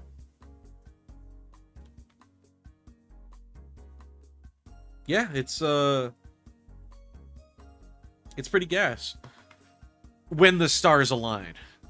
I know I'm really selling merchant like it belongs up here or something. Like, yeah, dude, merchant's the secret top 1 class. But then you remember you actually have to play merchant before you get everything set up. Everything I'm talking about that makes a merchant good happens when you've already set up. When you aren't there yet, oh my god, it feels like you're playing Joker, dude. It's so reliant on your shops being good. It's reliant on drops from enemies being good. It heavily relies on what the secret items are for your merchant. It heavily relies on if you even see them, if you get Minetown. If you don't get Minetown, your run is super scuffed. And even if you don't miss out on Minetown, you get every merchant possible. You can just get non-stop food merchants and hat merchants, and you're just fucked. There's nothing you can do. You don't find an Alembic or Tinkerer set. Oh god, if you find the Tinkerer set, you're set for life. But if you don't, you really feel the tier difference. So that's my merchant opinion. I just rambled on merchant longer than I did some of these other classes. That's really embarrassing, but really funny. There's not much to say about Mesmer. I'm just gonna go ahead and drop Mesmer where it belongs, over here. There's not much to talk about with Mesmer. It is a magic-based warrior. Yeah, I mean, that's really what all there is to it. You start with a Magic Staff of Cold, you get a Ring of Protection, you get an Apprentice Hood, you get a Staff of Charm Monster, which is very good. It's blessed as well. You get some Confusion Potions, you get Charm, I believe. And you have Compel. Am I forgetting anything else? Restore, I'm looking here. Restore Magic and a Silver Cloak. So you get some really good, starting equipment. You have -2 strength, -2 dex, -3 con. So you're slow as shit, weak as shit, and frail as shit. 2 int, 2 perception, 4 charisma. I think you can see why it's in B. Something about this class might sound familiar to you, but don't worry, we'll get there. 60 in leadership, 25 sorcery, 60 mysticism, 20 polearms. It is not a bad class. Why is it B tier? Because its entire gimmick is fucking endlessly mogged to death by the Conjurer. Mesmer is a class that completely relies on you getting followers, and they do all the work for you. The Conjurer already can do that the moment you load up the game. Mesmer has to work to get to the point to where Conjurer gets to. And you have to remember, the Conjurer's skeletons are infinitely better than actual followers in this game.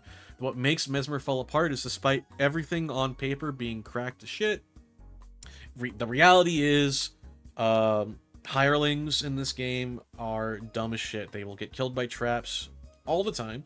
You will lose half your party to a boulder by the swamps. Sometimes they'll just Zerg rush a troll and just get obliterated, while they only do like a collective 25% to the troll. What makes the Mesmer not like here and instead like top of B? Yeah, Sapper goes here.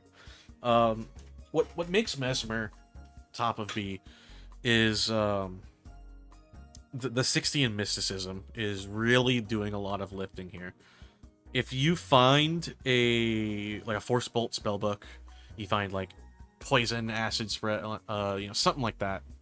You find, God forbid, the Lord bless you with fireball, or you're in multiplayer and they give you fireball, because you do have 25 sorcery. If you play like vampire, sorry, I had a little hiccup there. You play like vampire, Mesmer.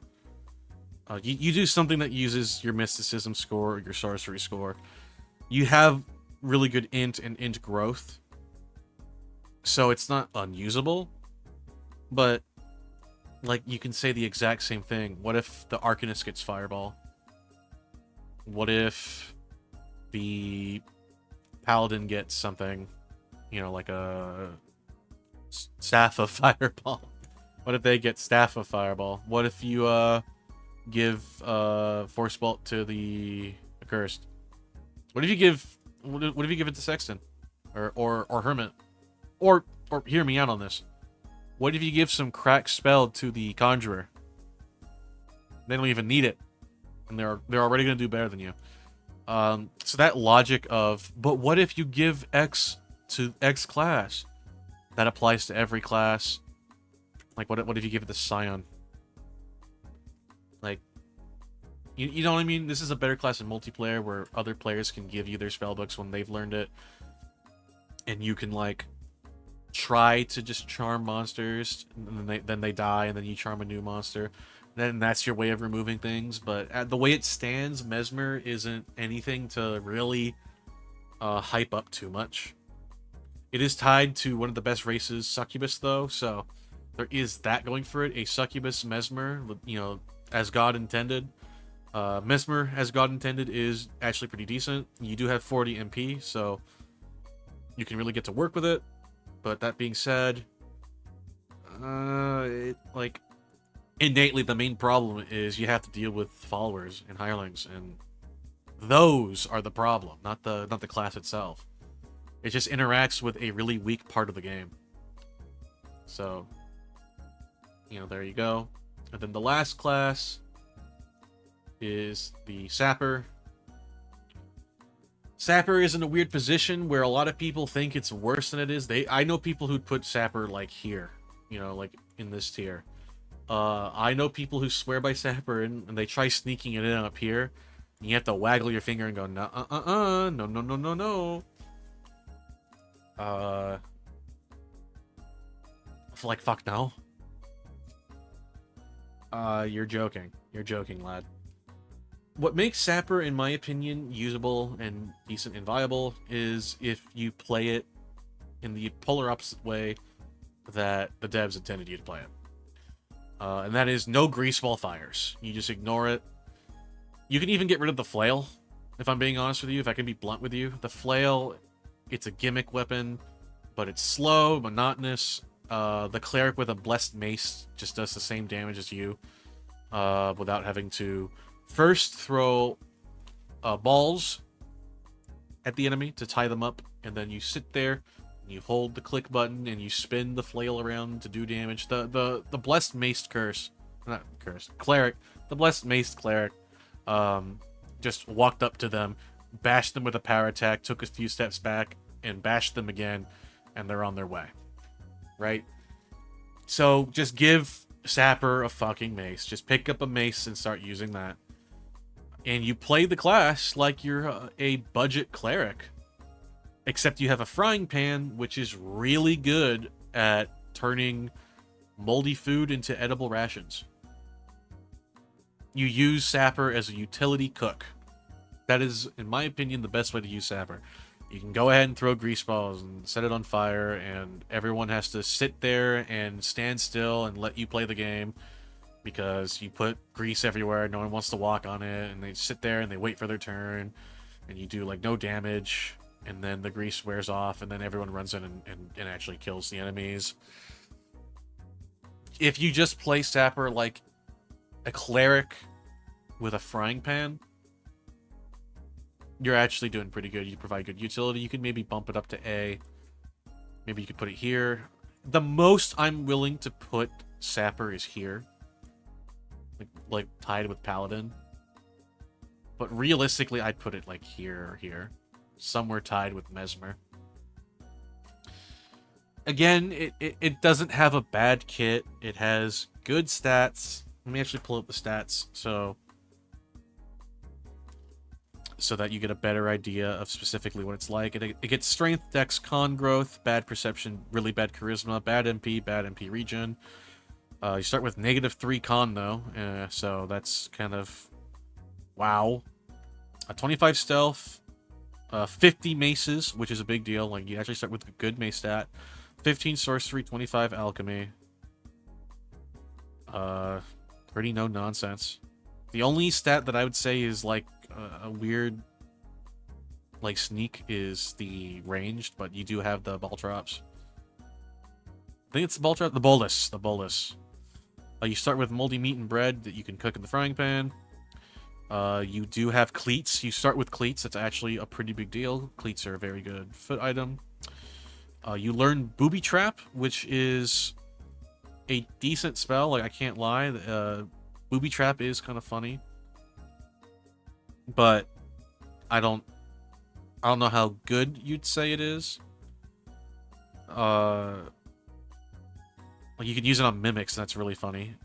You basically just detonate things like crates or pots, and it causes burning. So it's not like a terrible spell, but you know what else causes burning? Salamander pushes F on Fire Breath. So if you really badly want to do burning stuff, you can do that.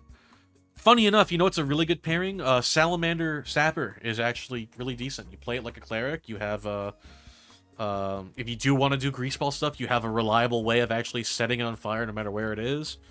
You can stack some debuffs for a Hermit in the party. You cook, and because you're Salamander, you actually really appreciate making tons and tons and tons of rations. So it is a pretty decent pairing. I just think, I don't know. I'm kind of like on some bullshit. I could totally put Sapper up here. You know what we'll do? We'll put it at the bottom of A. That's what we'll do. We'll be nice to Sapper, everybody. Sapper, last minute, you have been given a boon, a blessing. You are uplifted. Yeah, I really microwaved my brain at that party. I was up till like 3 o'clock playing Darkstalkers. It's dark. Oh my god! Yeah, no, my brain's shutting down. I'm talking for 2 hours, plus yesterday's hour and a half or whatever. This is a way too long video. No one's gonna watch this. Actually, no, everyone's watching this part right here because this is the timestamp where the tier list is done. Here is the classes tier list. Yeah, here you go. We'll go back to the race one here. Here you go. All of this is probably going to change the moment, at any moment they release the next patch that adds all the weapons, right? Watch them, I promise you, they're going to make a weapon that's like a broken sword or a broken mace that, like, when you use it, it greases you, and then the Gremlin's going to go up to, like, A tier immediately because of that weapon. It'll be, like, the best tank in the game. That's what's going to happen. I guarantee it. I guarantee it. That's what's going to happen. Oh, can I stop recording now? Oh god, this is finally over.